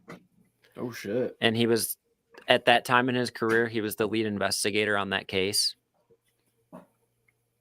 So like, because you live in Grand Haven, or you like live near it, kind of thing. I was born and raised there, but so you I all only the live stories. 5 minutes. Yeah, I only live 5 minutes from Grand Haven now. I live in between Grand Haven and Muskegon. Okay, well, I'm telling you this, dude. Like, if you live that close and you've been here, like, I gotta come there, dude. We gotta go to Lake Forest. Yeah, like, bring your longboard. My girlfriend actually has one, so she has one that's like it's like see through. It lights up on the wheels. Oh, those are nice. Yeah, that's sweet. It's a really pretty cemetery too. It's really well kept up, and I don't know how they would feel about paranormal investigators going on in there because I've never heard here's of it. This is what I've been doing, and I recommend it to you guys. But I mean, it takes more work. But ever since the end of last year, before it got too cold to keep doing cemetery stuff, I started all these locations, calling either the police department or the township and notifying them like, hey, we're a paranormal team. We're coming in here to conduct this investigation. We're not here to fuck shit up, blah, blah, blah, blah. I suggest doing that, and you'd be surprised. Literally like 98% of them were like, oh, that's fine. Just let us know like your license plate number, how many people is going to be there, what time. And they usually do not give a shit. And they don't even, like, all the times they never patrolled once in there too. They don't even care. So yeah, I mean, shoot, our buddy Chase got pulled over on their last investigation, and the cop was like talking to him, and then they were like, you have a taillight out, and then he was like, oh, what's all that in your front seat? And he's like, oh, it's all of our ghost hunting equipment. And then he's like, can I see some of it? And he didn't give a ticket or nothing. Yeah, he got him out of the ticket. He was like, this stuff's really cool. Thanks for showing it to me. You're good to go. Just get that light taken care of. That's amazing. That's freaking amazing. Yeah, you would. I think a lot of people like worry about this kind of stuff, but like in the end, I think like some people just don't care. Like it's a new age, right? It's a new age of time. Like people look at paranormal stuff completely different than they used to, and most people are familiar with like Ghost Adventures and Ghost Hunters and all those shows that are on TV, and they're just like, oh, that's cool. You're crazy for actually wanting to go do that. I think everybody's curious. And I mean, who isn't interested in what happens after death? That's why I do it, because I want to know more. Exactly. If we can get any answers. one location I've ever had an issue with, and it wasn't the police, because I actually got permission. Now, if I didn't get permission from this location, I might have got like screwed and maybe got like a fine or something. But this lady, dude, like we went to the cemetery. We were doing the investigation. It was at this cemetery behind this old church, and this lady comes up. Or no, I see these lights pull up in the parking lot in the front. I was like, oh man, here we go. So I walk up there and I was like, hey, how's it going? and they're like, what are you guys doing out here? And I'm like, and I explained to them, like, we're paranormal investigators. We're doing a video. We're doing an investigation. We mean no harm, no disrespect. So she like started like crying, and she was like, yeah, well, I have, dead family members here. And then I told her, I'm like, once again, like, I don't mean any disrespect or anything like that. And blah, blah, blah. And then, she kind of was like weird. And then like, she's like, oh, okay. And then she just like left. So I was like, okay, whatever. So I go back in there, and we do a little bit more. And then another set of lights come in there. So I was like, dude, what the hell? So I was like, I got to go talk to him, whoever it is, because if not, they're going to like probably wander and like start screaming or something. So I go back to the parking lot. Sure enough, it's a different lady, and she's taking a picture of my license plate. And I was like, can I help you? And she's like, yeah, you can. And I was like, she's like, yeah, my daughter. So that first lady was her daughter. And she was like, yeah, I think this stuff you guys are doing is just evil. It's satanic. You guys are like, what are you doing, worshiping the devil out here? We have dead family members out here, and you're trying to like bring the dead back, all this weird shit. And I was super nice to her, explaining what we were doing, everything, same thing, but she was not having it. And she's like, well, and I told her, I was like, dude, we got permission from the church. I called the township, the police department, everything. And she's like, well, if that's true, then you shouldn't worry about me submitting this license plate picture. I was like, dude, whatever. I was like, dude, whatever, dude. Just do whatever you want. I said, I don't give a shit. I know what I'm doing. I got permission. I'm fine. So you can have a meltdown, but I was nothing but nice to her. It was just, that was the only ever time out of any investigation I've done that I've ran into any like Karens or anything like that. That's so bizarre. We have yet to have that happen yet. So I'm glad I got permission, because in that case, I could have, been screwed or got fined, or I don't know what they would have done. But I'd have no idea what they would even do if you were to get caught in a cemetery investigating without permission. I'd ask you to leave. Like, the worst they're gonna do. I think the worst they're gonna do is, like you said, either if they're not like a total dick, they're gonna be like, hey guys, you're not supposed to be out here. You got to leave. But the worst thing they're going to do is like slap a fine on you for like trespassing or something like that. But the worst of the worst is if they're really a dick, they might arrest you for, trespassing. I don't know. Yeah, I mean, that's I've never. Do you know anyone that's gotten arrested from doing investigations? Because I haven't. No, I don't know anyone that's even ever got in trouble for it. So yeah, I haven't heard of. I definitely think your route is the way better route to go, though. Like get permission and go, because then all your bases. It's more professional too, and it's like, oh yeah, if you want to do that place again, and they'd be like, you call back and be like, hey, this is blah blah blah from this team or whatever. And they're like, oh yeah, we remember when you guys did that, and hell, they might even be like, hey, I watched your video on it, like yeah, kind of thing. Just make a good connection. Throw a little promo in there, Like, yeah. Like, hey, if you didn't know about this, like, here's this information that isn't really like well covered on the internet. It's like even better. Yeah. Trust me, dude, you'd be surprised. Some of these people might be very interested, and they just don't really talk about it until it gets brought up. So yeah, I kept telling him too. I was like, if a cop ever pulls up to like Mouth or Nunika or something, I'm just gonna straight up be like, have you had any experiences or like ever had the cops like come out here and like, because there's people out here but there's nothing going on, like let me get some stories from you. Like, dude, can I interview you? I was gonna say that'd be super cool. Just interview them. Like, I don't think they would have a problem with that. They might not want you to film them directly, but I feel like they would at least like let you use the audio from it or something like that. Yeah, who knows? You never know. And they might even be like, this is my badge number. This is who I am. And I seen a ghost. I mean, shoot, like in Montague's case too, like there really isn't that many police officers out there because it's a small little community. So like only 1 or 2 cops are on patrol at night. So it's like, I'm sure they've been called out there a few times, and like they have to have some crazy stories that we just have never heard. Oh, I'm sure they do. I know one guy that's a police officer, and I'm good friends with him. And dude, he's told me some of the weirdest stories. I mean, he's seen suicides and all this stuff, and just the most bizarre stuff, dude.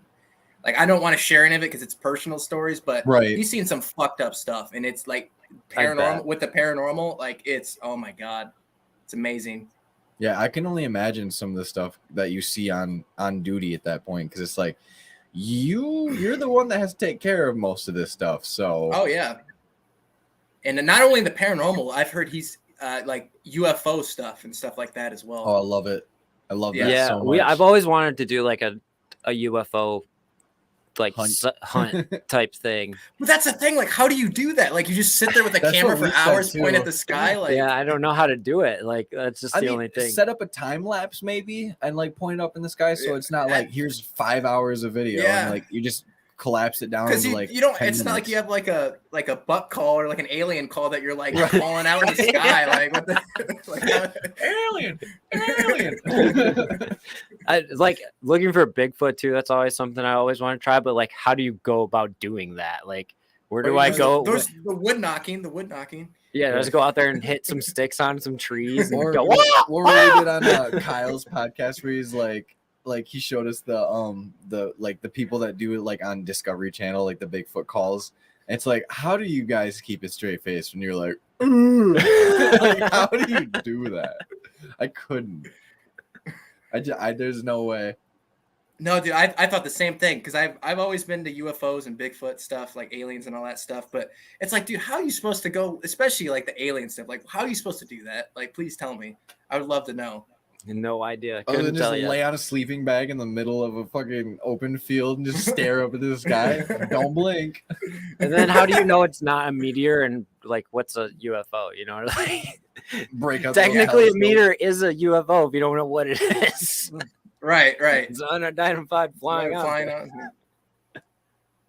Yeah, so that's a tough one. Bigfoot, that's a different story. You could do that a lot easier, but again, that's even. It's not going harder to be than- very entertaining because what are the No. chances of you catching a Bigfoot? You're just gonna hear a lot of sticks breaking and a lot of walking. Yeah, it's like hunting, but like way even more boring, I guess. Yeah, because That- like- Get some nice B-roll for it, I guess. And then make a fool out of yourself with those Bigfoot calls too. Yeah. I don't think I could do it. Not on camera. I don't think I could stay serious enough through a Bigfoot hunt, honestly. Well, a paranormal hunt completely different because they can literally nothing can happen, and then all of a sudden, just 15 minutes of chaos happens. Right. I don't think I'm ever bored at a paranormal. No, because anything can situation. happen at any given second. Like you just That's ask why the right question, and then it happens. Bam, the REM pod's going off, the freaking Oh, music box going off, all that stuff. Have you ever left your devices like away from you and like walked away and just left them to see if they go off by themselves? Yeah, the guy from our group, Randy, he does that a lot. He'll leave. He has like 3 different like old iPhones, and he'll just set up with a light, leaving them in different rooms in like the house or like a cemetery, and let him record for like 30 minutes. And he's gotten some weird shit on that. I don't know if he's put a device. I think he started doing one with a device, but we didn't get anything. But yeah, I've done that before. I've said it before, and I got like some possible orbs, but nothing too crazy. Yeah, we've done like we'll like leave recorders in spots and just let them go, but really never gotten anything that way. I really want to get the static IR cameras, so like we just set them up in rooms and just walk away. Yeah, and let we're them actually go. working on an SLS camera right now. Chase has like the tablet, the Connect. He has the software done and everything. He just hasn't figured out how to mount it so that it's like usable. It's a lot of fabricating. Yeah.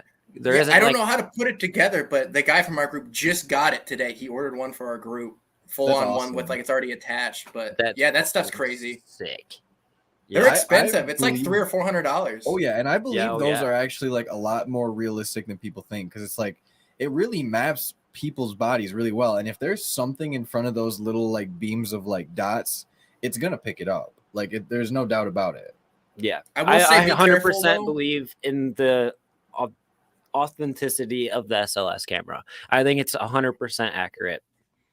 The only thing that I'm a little like to be watch out for is like especially if you're indoors, is for like pictures of like people in the background. It will go off to that. So you have to be careful, like if there's like a poster on the wall or like a or even picture. reflections too. But exactly, that's how accurate it is. Like it can map out any human shape.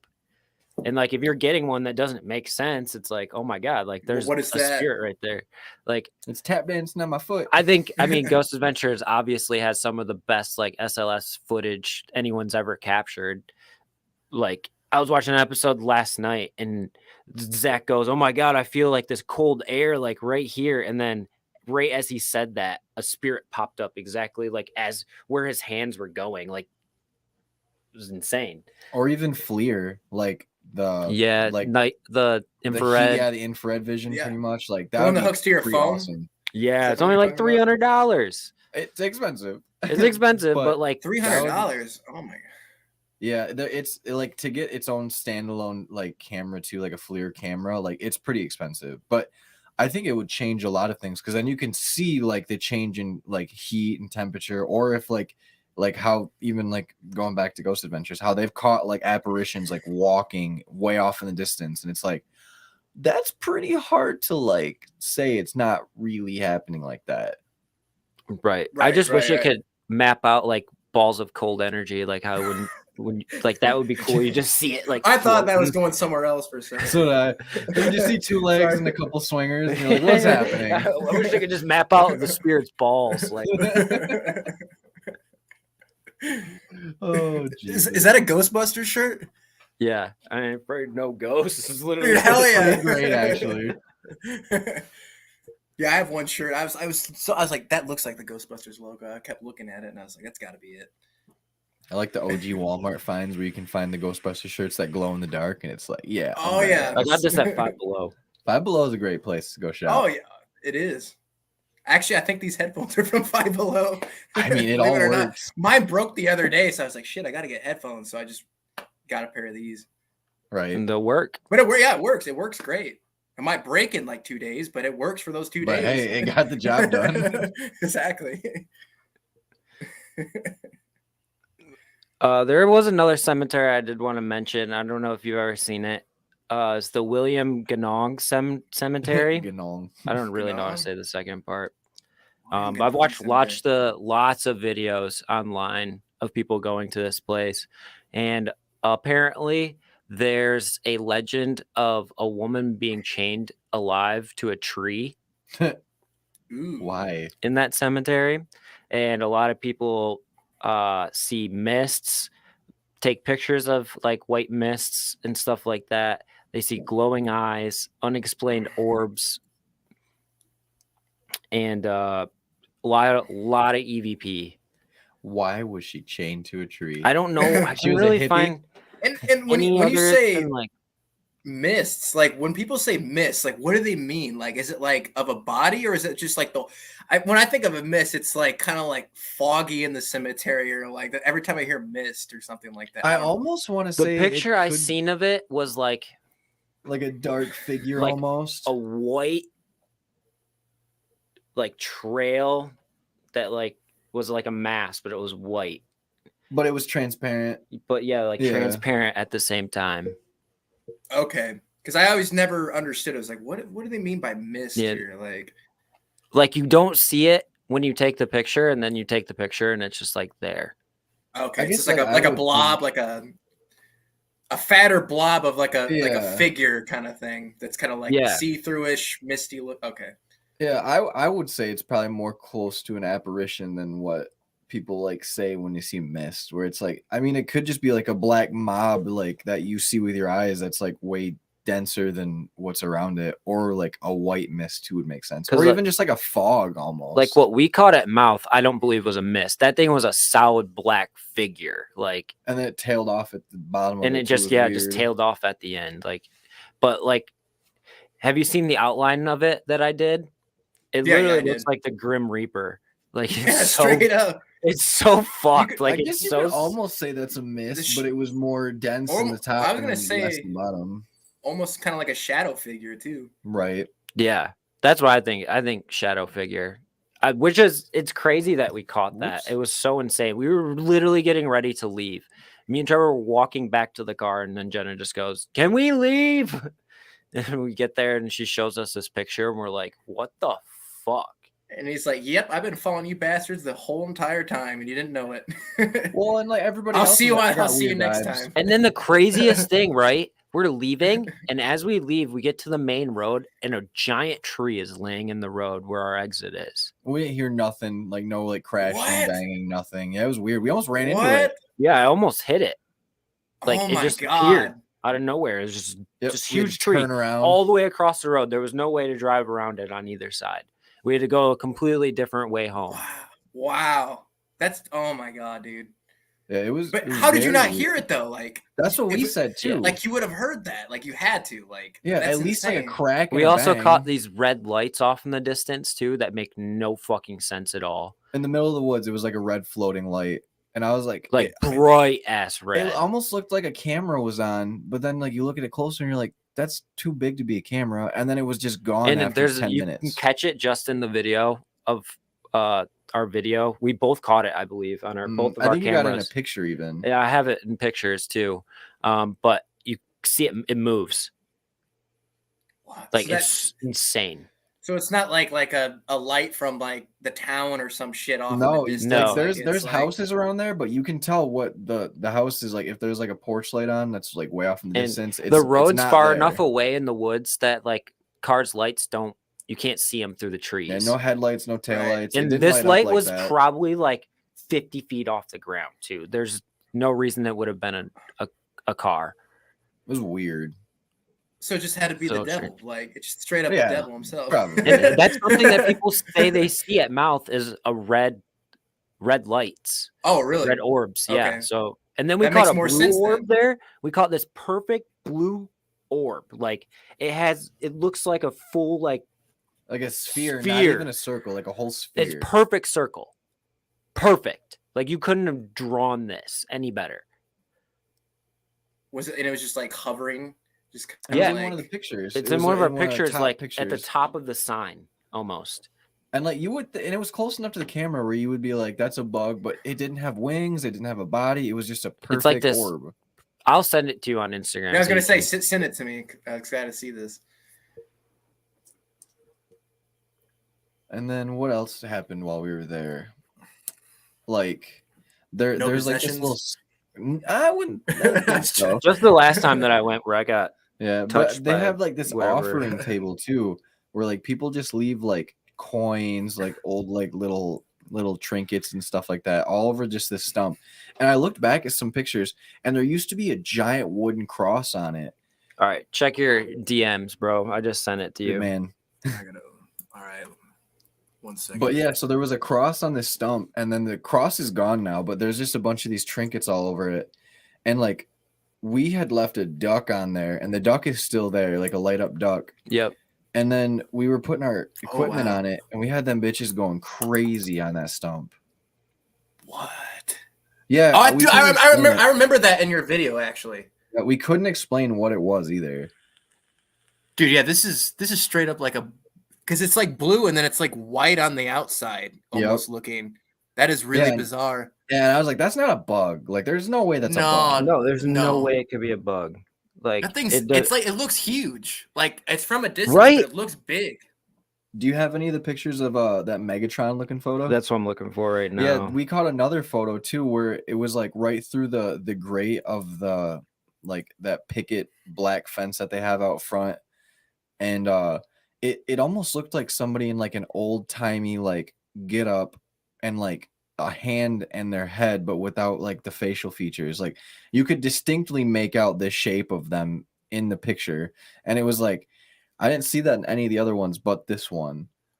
And it's somewhere in our camera. And these are all roll. from Mouth. This is all Yeah, from and Mouth. mouth Oh my mouth God. is the one that we get popping the most usually, where there's just like, what the hell is happening out here in the woods? I'll Would find you- it eventually. Now, here's a weird question. Would you guys ever do like a Ouija board session or something out there? He won't, I will. I've had really bad experiences in my life with Ah. them. Yeah, it's not Alright, for I found it. everyone. All right. This one's crazy. I think I had it in my Instagram story yesterday, but like you can kind of see a shadow figure. Yeah, it's by the tree. It looks like a lady. It looks like the lady in white. Little Like bit, honestly, yeah. it looks like a Oh, female dude, wearing yeah. a dress. I was just looking at this yesterday, or wherever you posted it the other day. Yeah, that's at mouth too. You can see a face. You can see what looks like a dress or something. Like Dude, straight up, it looks like those old Victorian like dresses, Yep, like the that's big, exactly the big what I poofy said, too. shoulders. we used the to shoulder joke that it stuff. looked like Megatron, but Let me look at it again. I want to look at it. Yeah, like you can. It's like the puffy shoulders, like those old Victorian dresses. Yeah, you can pretty much make out what looks like two hands as well. Where it's Yeah. like, that's just weird. And it was pitch black behind it, and it was just next to that tree, and it was like I don't know. Like I legitimately just don't know. Yeah, no idea. I'm gonna pull it up. And real it's quick for clearly you. behind the fence too. Like, Oh you know, yeah, it's easily. it's behind the fence. Yeah, and we were all outside of the cemetery at this point. There was nobody in there. And like I'd taken a bunch of pictures before that, and it was nothing, nothing, nothing. What is that? It was crazy. Like I mean, that was probably like Wait, the best. wait, you just said so you took multiple pictures of that same area? Mhm. Yeah, and there was See nothing there. that right there is like that's what people say when you're taking photos at investigations, to take at least 3 of the same photo, because if there's nothing in the first 2 and there's something in the third one, you got something weird there for sure. A little technical thing. Are you trying to put the picture up? Yeah, because I mean, Yeah, I was this gonna say, picture I'm is trying to worth pull it up, seeing. but I don't think it'll let me. Yeah, so go look at it. That's all I Wait, gotta say. are you trying to put it up on StreamYard? Yeah, Yeah. Do you have to be a member to do that? I don't know. Maybe. You should be able to pop up a picture, I thought, or maybe you do have to. I don't remember. It's been a while. I'm figuring it out, I think. I think. Or can you just screen share it real quick and then just hop on Instagram and pull it up? Yeah, you could do that too. That might be easier.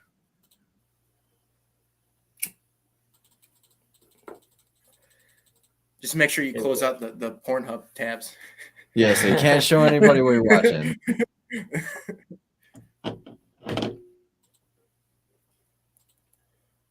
All right. So is it showing up? Yeah, it's showing up. All right. So yeah. that's the picture we're talking about. Yeah, and like as you can see, looks like a hand. Actually, dude, you can left hand. You can see that hand really well. Yeah, actually, like, oh my gosh. Yeah, it looks like it's like too. cupping, like it's like cupping, like almost. And you can literally see the outline of the you can face. like almost trace all of it. Where it's like that's so weird looking.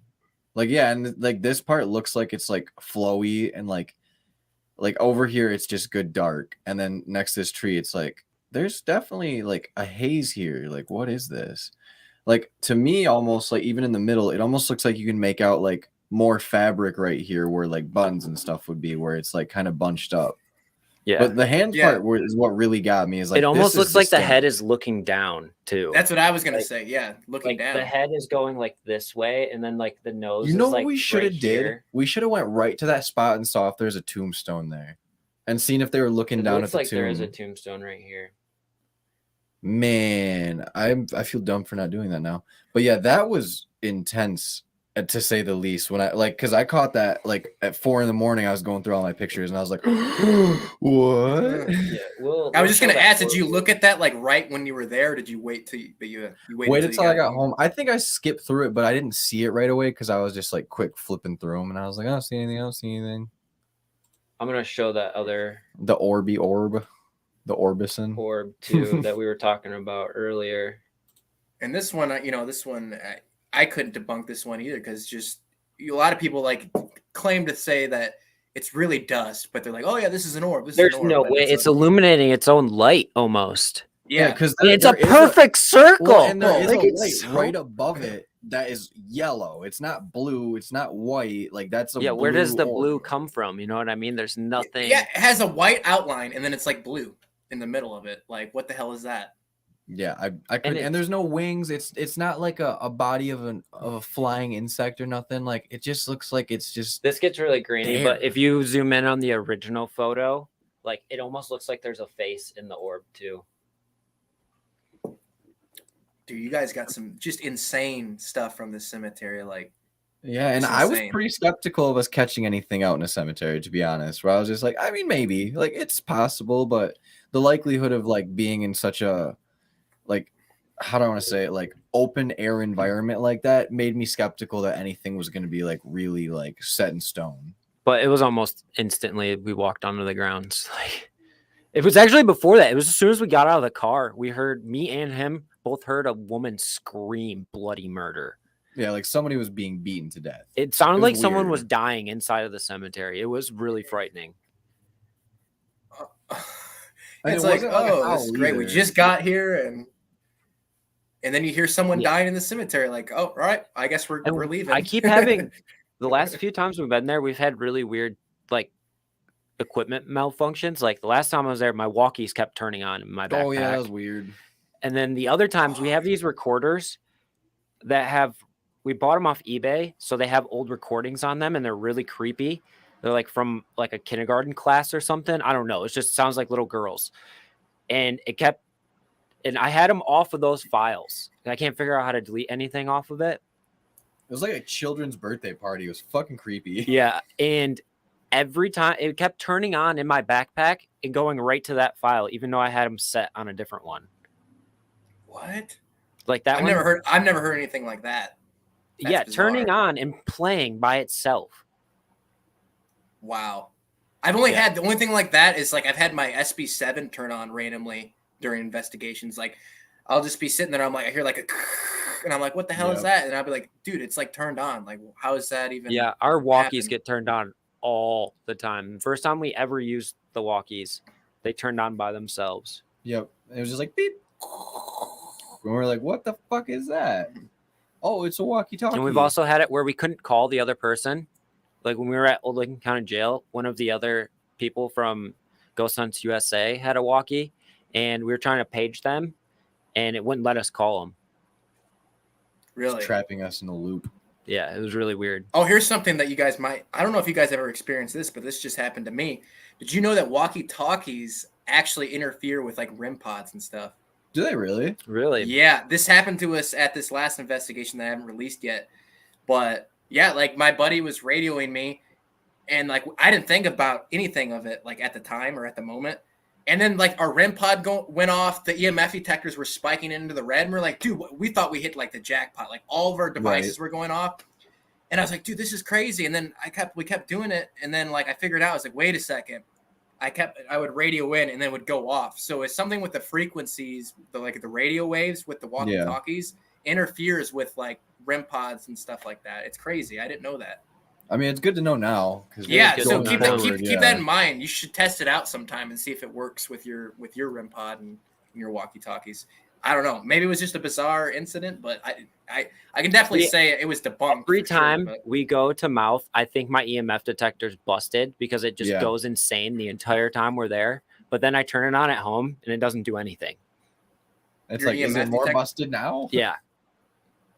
Yeah, that's how you know it's like something weird's going. Like I don't know. I'd get home and I'll play with my EMF detector and I'll be like, okay, it's not going off here. What? All right, had to have been something paranormal. Like that just makes no sense. I had the same thing with my music box. Past couple investigations, especially that lodge we did. It went off like everywhere I put it in the lodge, or like where they do the meetings. It was going off like crazy. And then like I was like, dude, I thought the thing was broken. Like you said, like I was like, this thing's got to be like on the fritz. And sure enough, that same night I brought it back, turned it on in my apartment, nothing. So I was like, dude, that had to have been something. Like that was bizarre. Has to be. I mean, there's no good explanation for it. No, there really isn't. Like I feel like those EMF detectors are pretty reliable on their readings, honestly. Even though they look like just a cheap little piece of plastic, I feel like they're fairly reliable. And it's really strange when one EMF detector goes off, but other ones don't. Yeah, that happens a lot too. Like I've noticed that as well. But what did we get that one time? What was our meter reading at Mouse Cemetery? It spiked to like 500. Yeah, it was like 500. 2 to 500, dude. Like what? Like that. It went to like 500 and dropped back down to 0. And when I looked into it, it was like the amount of energy that it needs to make that high of a spike is like equivalent to like a nuclear bomb. And I was like, what the fuck? Because it reads milligauss readings. Yeah, yep. Yeah, milligauss readings. But like, yeah, that's fucking crazy. And it didn't do it anymore like the rest of that night, but it would go up. And I actually like prefer using EMF detectors in like cemeteries because there's no like electrical shit usually out there. Whether you're in a building, it could be like the lights. A lot of the times, or a breaker box or something. Yeah, but in cemeteries, if that shit's going off, it's like, dude, this has got to be something because there's nothing electrical here. Like, what they're running wires through this wood. Like, yeah, exactly. Straight through this tree park. Like I don't know. Do you run your spirit box on AM or FM? AM. Same here. I like it sweeps faster. Well, and the FM catches more radio stations. Yeah, you hear like like the music kind of stuff going on. I noticed a lot of times too that spirits talk in between the sweeps, like when it goes it like quiets down for a second. That's usually when they come through. It like, do you know what I'm saying? Yeah, no, Like- I know what you're talking Like about. in the yeah. change. Yeah, like in the change of channels, like that's when they like to speak. It seems like you can almost like pinpoint. Okay, they're about to say something. Okay, they didn't. Will they answer this question? I don't know. It seems like there's a certain part of the wavelength that they're able to like tune into over other parts of it. My favorite's when you get gospel and you're like, or it's like, yeah, that was pretty heavenly. Do you do like when you're sweep rates? Do you do it like slowed down or you do like the fastest? 'Cause We've I done like it both. slowed. We've actually had the spirits ask us to make it slower Really? before, yeah. What? How did it? It literally said like make it slower or something like that. It's No, more make just it like slower. slow. yeah, it was. I don't Slow really that shit remember down, exactly, damn it. but like we'd asked something about how like is it too fast? Or is it annoying? Or It's is like it- slow. Yeah, it said something like slow or yes. Because I never that usually do effect. the fast because it's like to me it's harder to understand because it's so quick. Oh yeah, you can barely catch what it says when it's like. And it's It's already like- because the feedback or the static and all that. Like it's Oh, already yeah. hard enough to hear it. So when it's faster, it's like, dude, I don't know what the hell they're saying. Nope. Yeah, but we've had some really clear voices come through it to where it was like undeniably a spirit. Like Getting told to run. Yeah, we got told to run multiple times, like 6 times in a row at Mouse Cemetery. They told us to run, and that was the same night we caught that shadow figure. Yeah, there's some dark shit there, dude. That's for sure. There really is something dark there. A lot And I of feel times like when you it's the ask Native them- American stuff. I really I think believe so, that's too. We've what it asked is. them many times. We'll ask them, "Are you human?" We'll get no response. We'll ask them, "Are you a spirit?" No response. "Are you something else?" Yes. Okay. Yeah, I'd be like, all right. That's in That's my great. last video too. Like Bouncing. I asked that question, and it's like I'm not human. I'm not a spirit. I'm something else. I'm something. Do you have hooves? We should ask Oh, that. man. Are you the devil? I I don't haven't really think- ever came across anything that I would consider demonic because I don't know how much I really believe in like demonic stuff. I do a little bit, which actually was another cemetery I was going to mention. I wasn't going to tell them because there's not really a whole lot about this place, but this place should be, I think, on a list. It's called Prospect Hill Cemetery. Oh, I've heard of that. Oh, I don't you have it Okay. in my notes, but I have heard of it. Yeah, Continue. it's in Paw Paw. I did investigation there in I October watched. That's last- how I know. I watched your damn video. Oh, okay, yeah. Okay, so It I was don't know super where I- windy, right?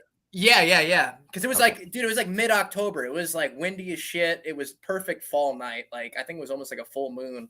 Oh hell yeah. But this place is no joke. Like it's so big, dude. Like if you watch the video, like the cemetery, like I don't know because I can't speak this into words, but I can show like the motion to you guys. Like it goes like this, and then it goes up the hill, Yeah. I and then remember once you get to the stairs top and of the stuff. hill, it goes like splits off. There's like a path this way and a path on the other side that go into the woods. And these trails go way back in the woods. And there's headstones that keep going. It just keeps going on and on. That's the video your EMF detector got knocked off the Yeah. gravestone, right? Yeah, that was the one. And some people were like, oh, it could have been the wind, which it could have been. But some people say like the way it fell off, like they're like, dude, that wasn't It the had wind. The way- purpose, I thought. I thought it Yeah. fell with a purpose. It did. And It not was only right that, when you asked it to do something too. yeah, I was like, I really wish the EMF detector would go off, and then it just falls off right after I said that. And then I asked through the spirit box, it was like, was that you that knocked it off? And it said yes.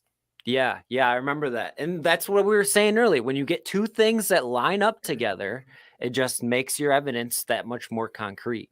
And that was the same investigation where I was talking about like the demonic kind of stuff, where I did that Estes method so you go all the way to the top, all the way to the back of the trail and up the hill. It's the highest point in the entire town, and obviously the cemetery, where the founder of the town was buried. And what used to be there was an observation deck tower that he built and constructed. And like it only was there for maybe, I think, for what was it, like 2 or 3 years, 2 years. And wind actually knocked the freaking thing down. So it's no longer there. And then like I think right after it like got destroyed or whatever, they buried him there. And so you go up these like old steps up to his headstone, And so I was like, dude, let's do the Estes method there.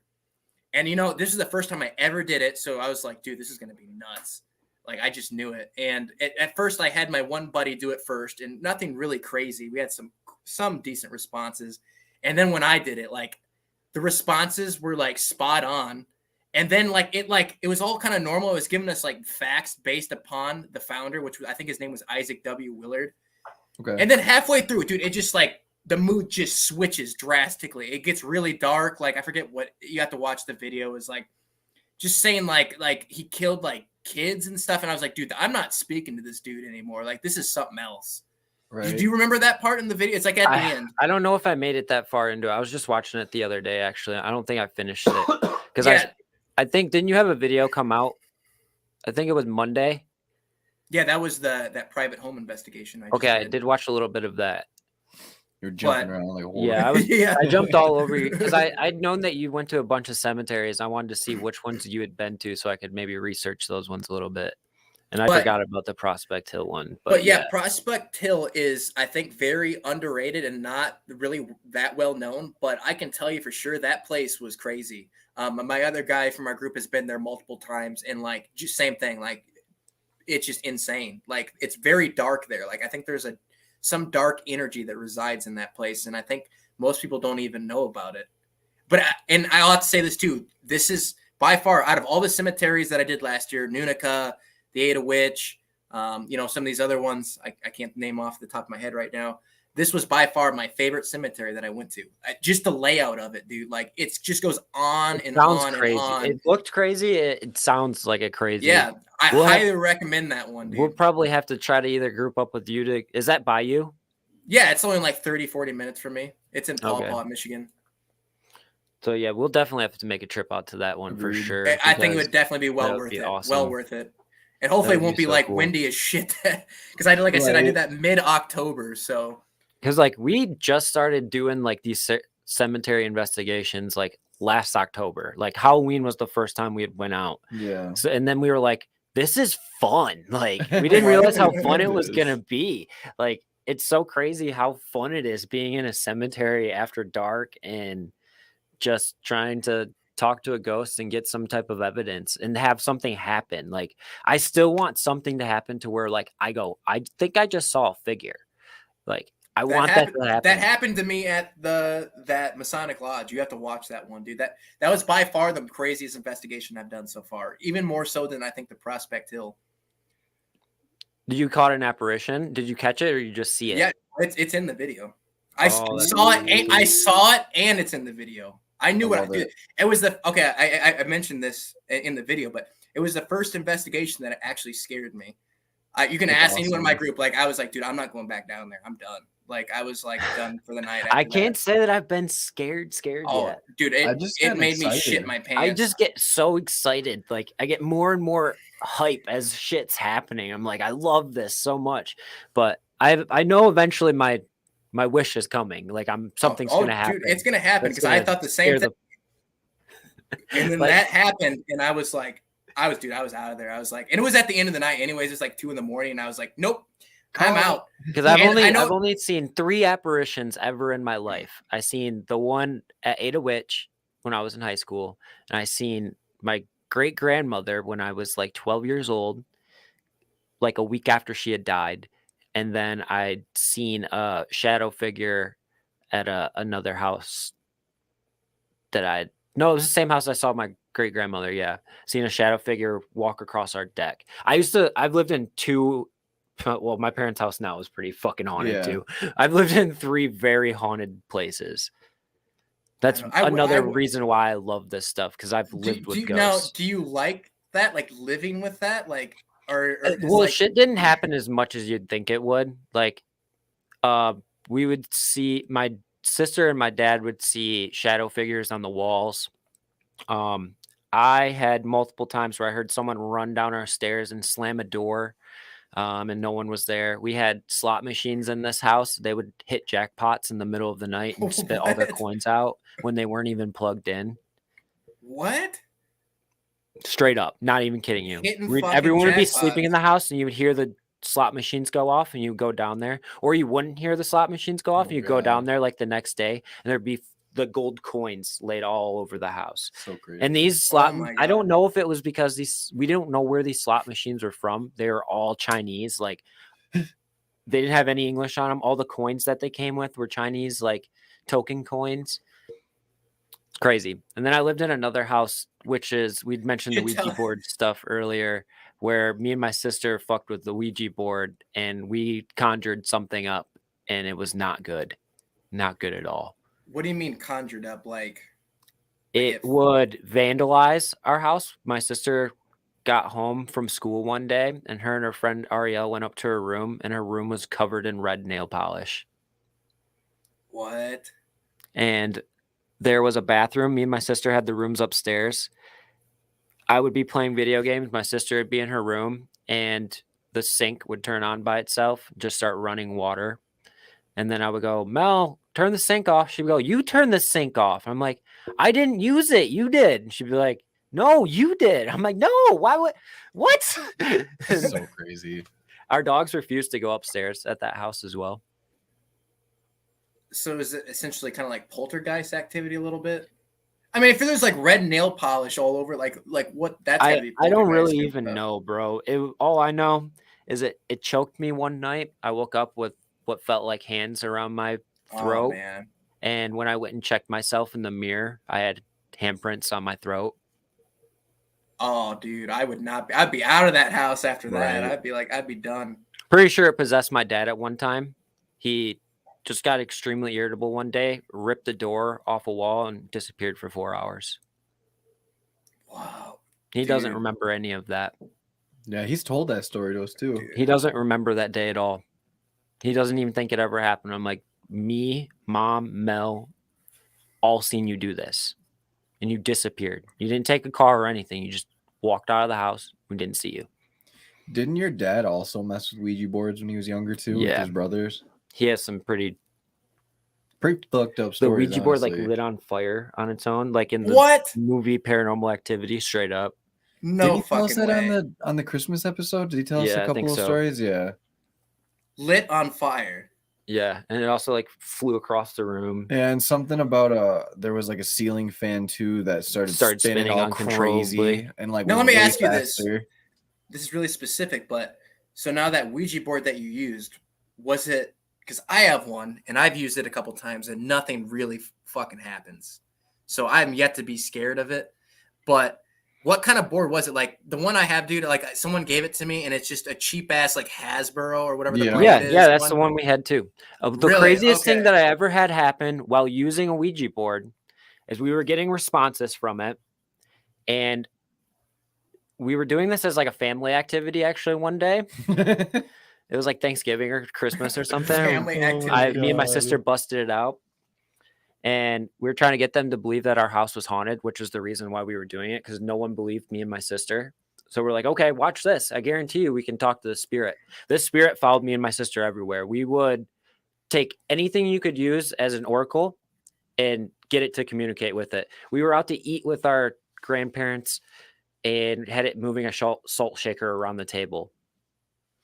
Like Wait, without the board or like without the or board. just you had what? We literally had like a ketchup packet and a mustard packet for yes and no. And it was like moving the salt shaker back and forth. I know it sounds crazy, but it happened. This is what I want to see, because if I saw this shit, dude, like I would be blown away. Like I would just be like, this shit's 100%. Furthermore, real. into what happened with my family. Do you remember those like Livestrong bracelets? A lot of people still wear them and stuff like Yeah, the the yellow band bracelets. bracelets. Yeah. You know, I had one of those and I sat it on the table, and my finger was on one end of it, and I'd asked it to move it away from my finger, and it stretched completely and popped away from my finger and moved about an inch away. Oh my god. So So okay, what I do you can do? I can see. Yeah, I was gonna say I can see why he's like not wanting to do this shit now. Yeah, Like, I mean, I've never. I mean, even that's- used one. well, for it's- one, I refuse. I have blocked the spirit's name out of my memory because I know that he's way more powerful than just have left him at that house I used to live at. If I even think about him, he'll show up again. I just know it. He's like attached to me somehow. And That's what I was I've gonna asked other ask. spirits. If I have like a spirit that follows me, and they have said that there's something with you. You're not alone. So I don't know. He doesn't do anything at my house or anything. Nothing's ever happened to me in years and years and years, but it could be because I have this complete block on him. That's what I was gonna ask. Is to still follow you? Because like I have that's no idea. I assume that he probably is. A lot of spirits follow me. Every time we Yeah. go to a cemetery or anything, the activity is always around me, it seems like. Well, do you when you guys do these, do you like say like, hey, you're not allowed to follow us or anything like that? Do you We do that, yeah. And Or we like still do. sometimes we'll even say like a little prayer. Yeah, we've said prayers before we go into the cemeteries and stuff too. So Dude, this is I completely understand why you don't want to screw with a Ouija board anymore. So me and you, we can mess with it. I mean, because I'm I down. want I'm down to do it. I want I'll something like watch that you to guys happen. mess with the Ouija board, but I ain't getting in on it. Yeah. Let me ask you this too, because like when you did the Ouija board, did anything happen? Like did it like? Because I know a lot of people do that, and it's like people like say like, Bro, oh yeah, it's we moving, didn't but even have do to you touch it. We would never even touch it. We just hover our fingers over it, and that shit be fucking. Me and my sister used to have a book that we would write down everything, every letter, every word, and decipher it. And Wow. yeah, this person that we used to talk to, I will tell you a little bit from what I remember. He told us he was a murderer, child molester, and he had been in Grand Haven since 1826. What? So All the responses? Yeah, that's all I Oh my- remember. Because yeah, dude, that's insane. Because like every time I've used it, it's like I'm always like, you're pushing is it. yeah, it's like, are you pushing it? Like it's just like almost like, because some people say it's like almost like a mental thing. It's like you push it yourself to what you like truly believe you want it to say, kind of thing. Right. So I mean, it's like we were I've never seen the damn thing move on its own. If I saw it without my hands there move on its own, then I'd be like, okay, this shit's legit. I was only in like 8th grade when we were doing this. My sister, I think, was in 6th. But like we had friends do it with us and stuff, and like it was legit moving on its own. 100%, no doubt creepy. about it. So young to be messing with it too. Well, that's how long I've been into the So paranormal, crazy. though. Like, honestly, like I used to watch every paranormal show that came out. Like, I had friends that would come over to my house just because we watched ghost stuff and they weren't allowed to. Because I want to see him. Like, I just love this stuff. Like, my entire life. Like, I always wanted to do paranormal investigations. I'm happy that it took me almost 30 years to finally fucking do it. But Pull the trigger. hey, So what's the first place you guys plan on doing this year then? Like, do you guys have anything in I already mind? did mouth. Already? You just did mouth? Yeah, just did mouth. Okay. Probably When the go weather back was to like just he's good with. enough. Yeah. I want to go to Lake Forest now that we What was the talked weather about it. like? What was the weather like? Oh, it was rainy and cold and miserable. I was gonna say that's why I haven't It done any cemetery sucked, stuff but yet. shit was happening. So It was the week where we had like 60s, 30s, Yeah. 45, Yeah. 50, 25. Like, come on. Just give me one good week of 60s. exactly, that's all I want. I just want a nice weekend to go hang out in a cemetery. Yeah, like I said, that's the only reason I haven't done any cemetery stuff yet. I'm just waiting for it to be more consistent, like 50s, 60s kind of thing. Because I'm dying, dude. It's been so long. I think, yeah, Prospect Hill was the last cemetery investigation I did, and that was back in October. Ever since then, I've been doing all the indoor stuff, which I love doing it. It's Right. amazing, but like I miss the cemetery stuff. Yeah, I feel like if you even look back at like most paranormal investigators, that's where they start because it's the easiest place to go. Yeah.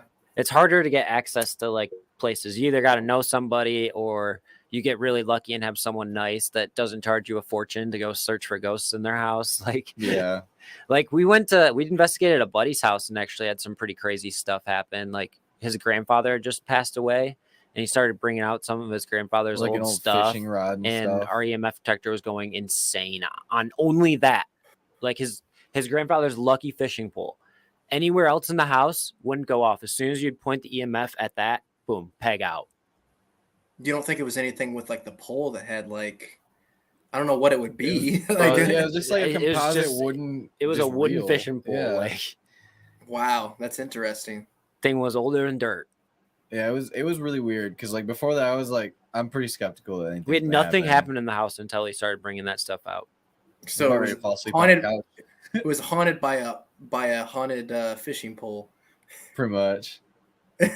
The attachment of the spirit. Yeah. It's almost like a trigger object thing, kind of like a doll or something. It must have had some connection with that pole, obviously.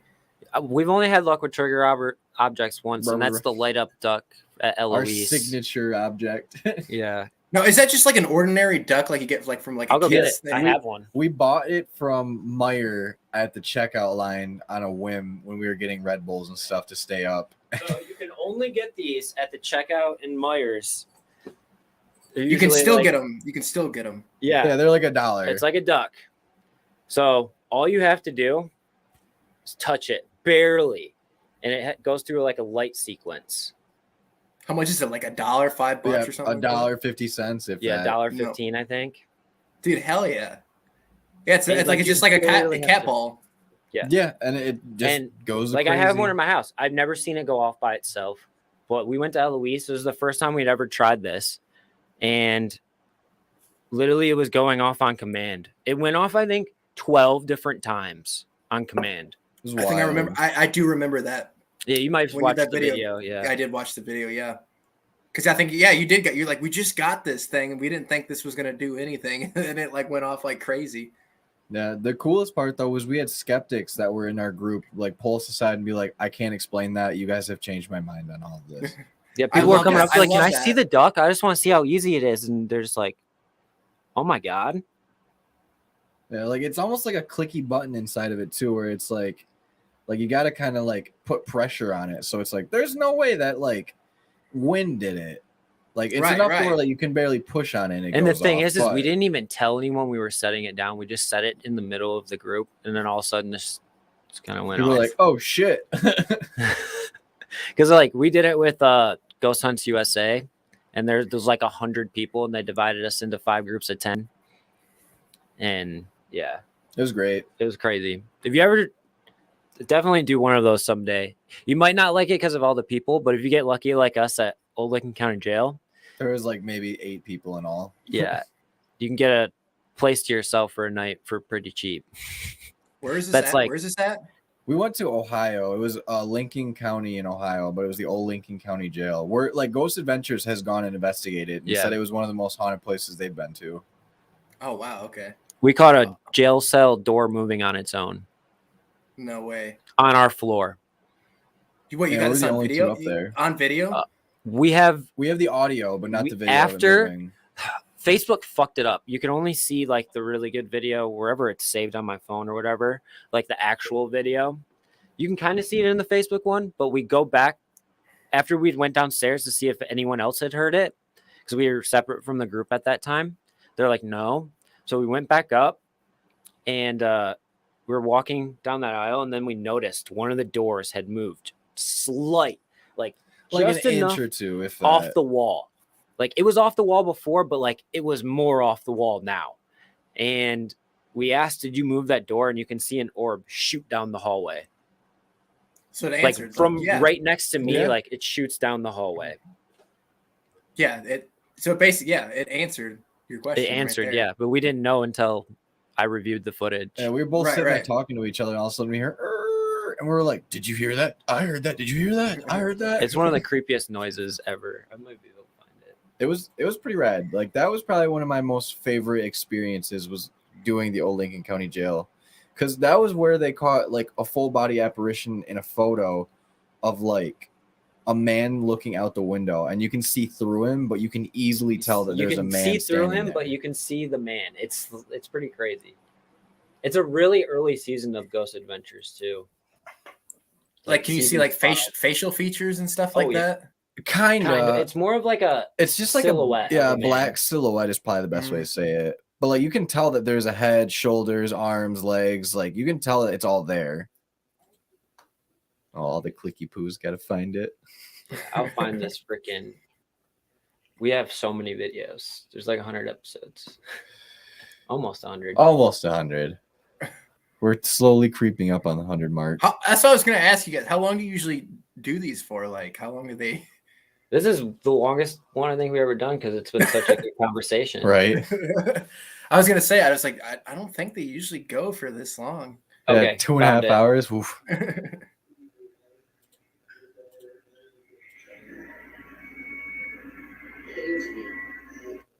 Did you hear it? Yeah. Yeah. Yep. And all the pings. Yeah.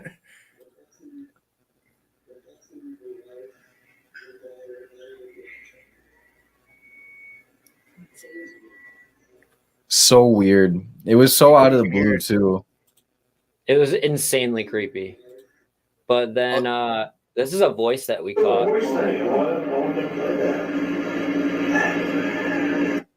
Did you hear it at the end there? Yeah. It was like, hey, wait, what'd you say?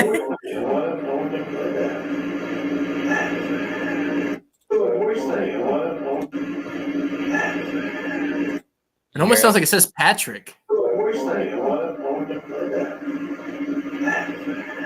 A little bit. It's either Never or Patrick. Oh God, now you can't get close out of the loop. Yeah, it was looped permanently on the page, even though I exited out of it. Yeah, I think it says never. Like really. I would have to listen to a couple more times. Never. It could be Patrick though. I mean, it has the same like cadence to it. But yeah, we also caught our first ever visual evidence at that jail within 2 minutes of me turning on my night vision camera that I just bought and never used before. I have it shining at Trevor, and right next to him, an orb comes hits at me, stops, and then just hard angles out. And then 2 seconds, literally as it disappears, Trevor turns around and shines a flashlight into the room that it went into. Because I heard something over there, and I was like, "That's weird." I've heard of that kind of stuff where like the orbs like just like move like real quick, like in different directions and stuff. It was like going straight out, hard turn, and then like slow stopped. down, It and like then went literally way. stops and then goes. Yeah, it was that's not weird. dust. Dust doesn't do that. It doesn't move in that type of path. Like it's a linear path. And I watched it live on my camera. Like I was like filming Trevor, and I seen it happen. And you just hear me go, "Whoa!" Yeah, because I didn't want to disturb everyone else in the room because they were doing a Phasma box thing, and I was just like, "What is that?" A Phasma box. I've heard of this. Like, what exactly is it? It's like a spirit box, but it's the same thing as like the other one that we were talking about where it doesn't have like the sound. It uses internet radio frequencies instead of, and it's an app, FM and AM. Yeah, and it's only on an app that you can get for like your $10, your iPad and stuff like that. It's like $10. Can you get? But I had wait, have you used the Necrophonic? Yeah, Necrophonic. Yeah, it's like the same thing as that. Yeah. Yeah, but so it's almost like a portal then. Yeah, I was really unaware of how it worked until they were like, "Do you want to do a session down the hallway from everybody where we'll ask questions and you answer out loud to what you hear?" And I was at the end of the hallway, like just blurting out words. And then I was sitting at the end of the hallway for like a couple minutes, and I was, just doing what it was doing. And all of a sudden I heard like a foghorn where it was like, boo. And I was like, I thought this could only make words. Like, that's fucking weird. And then I went and I talked to the lady that was running ghost hunts at the old Lincoln. And she was like, there used to be a canal with fairies up and down this place all the time. And then shit you not, we went back the next day after checking out of our hotel, and the buildings had murals of this canal. Yeah, like tugboats going through. We never even noticed it the day before. And I was like, that's weird. Yeah, that is weird. That had to have been what it was then. Yeah, and I couldn't. mean, that was the best way I could explain it too. Was it was a tugboat horn. What else would it be? Like, honestly. Yeah, 100%. And like, you've heard it before. Like, everybody's heard that horn before, so it's like that's a pretty distinct sound. See, when we heard the Gelso door, there was a train depot, train depot not too far away, and we thought maybe it was like a train cutting its brakes. But that happened later in the night, and it was so much louder, and like you could distinctly tell. You could distinctly tell that was a noise from a train. It wasn't just like a creaky And the fact that no one else in the jail heard it was like, okay, they were because three floors below us. This jail is what's called an open air jail. So when you're inside, you're basically outside as well. Okay, yeah, that makes sense. Yeah. Yeah, so like all the windows just had bars on them back in the day, like no window actual, and then they would heat the whole like floors with just one fireplace on one side of it. So if you're on the far side, jammed into a cell, like you're cold as shit. I mean, it's in It was a Ohio big. too, so It was big. Like it was a big building, 4 floors, I think, it plus a stuck out basement. too. It's in the And middle of downtown. It's in the middle of the downtown area of Licking County, and it looks like a damn castle. Yeah, it's medieval looking, and it It's so sticks medieval. out. Like, It's awesome. It's crazy. And then you go inside.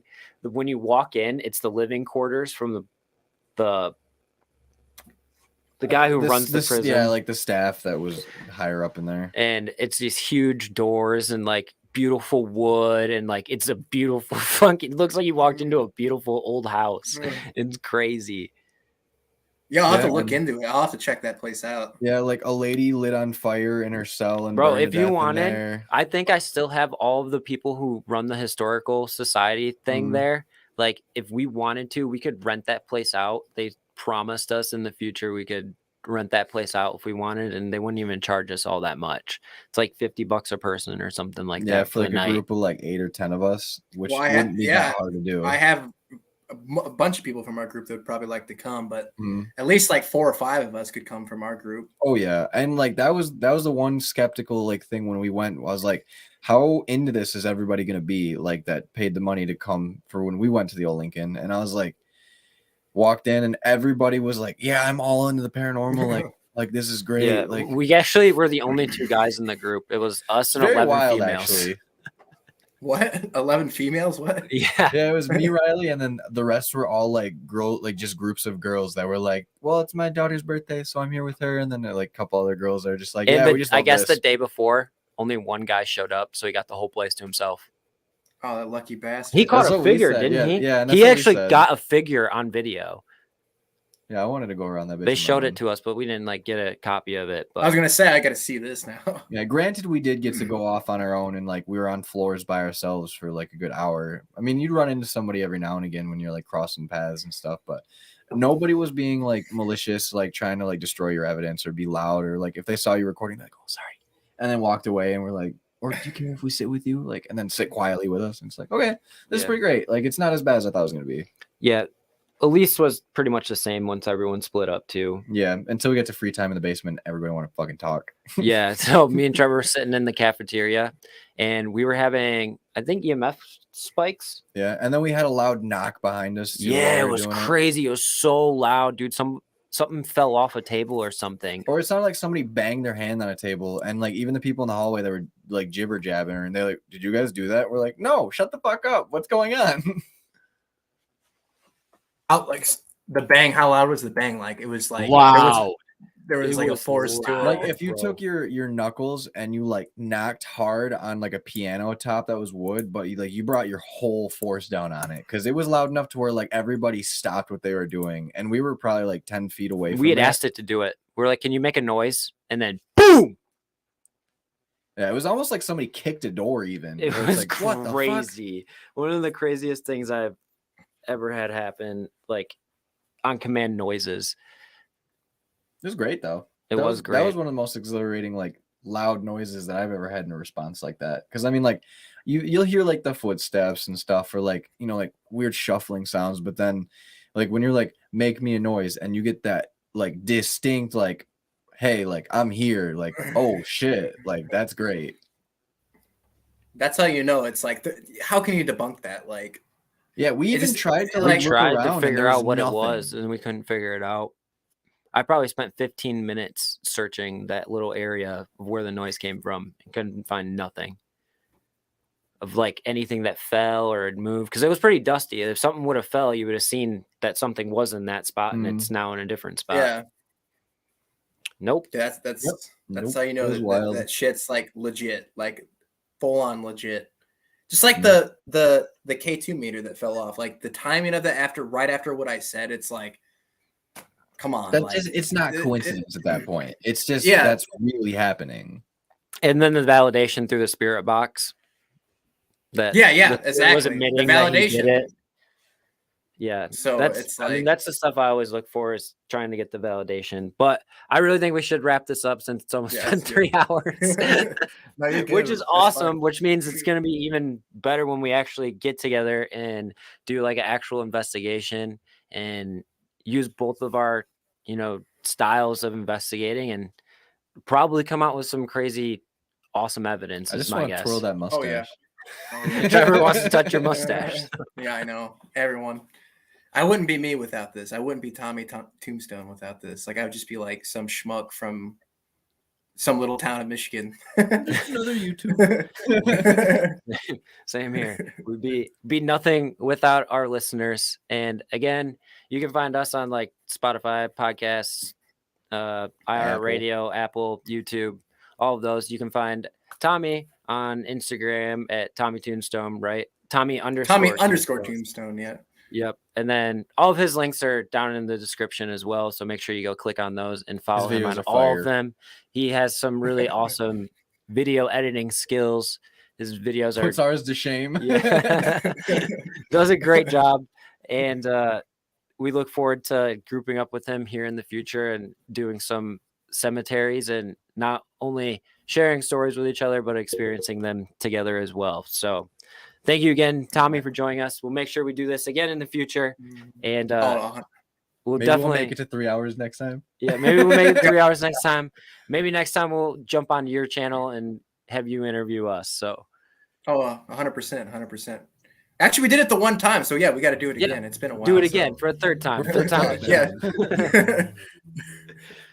But as always, remember, folks, keep your ears and eyes open for what really goes bump in the night. Peace.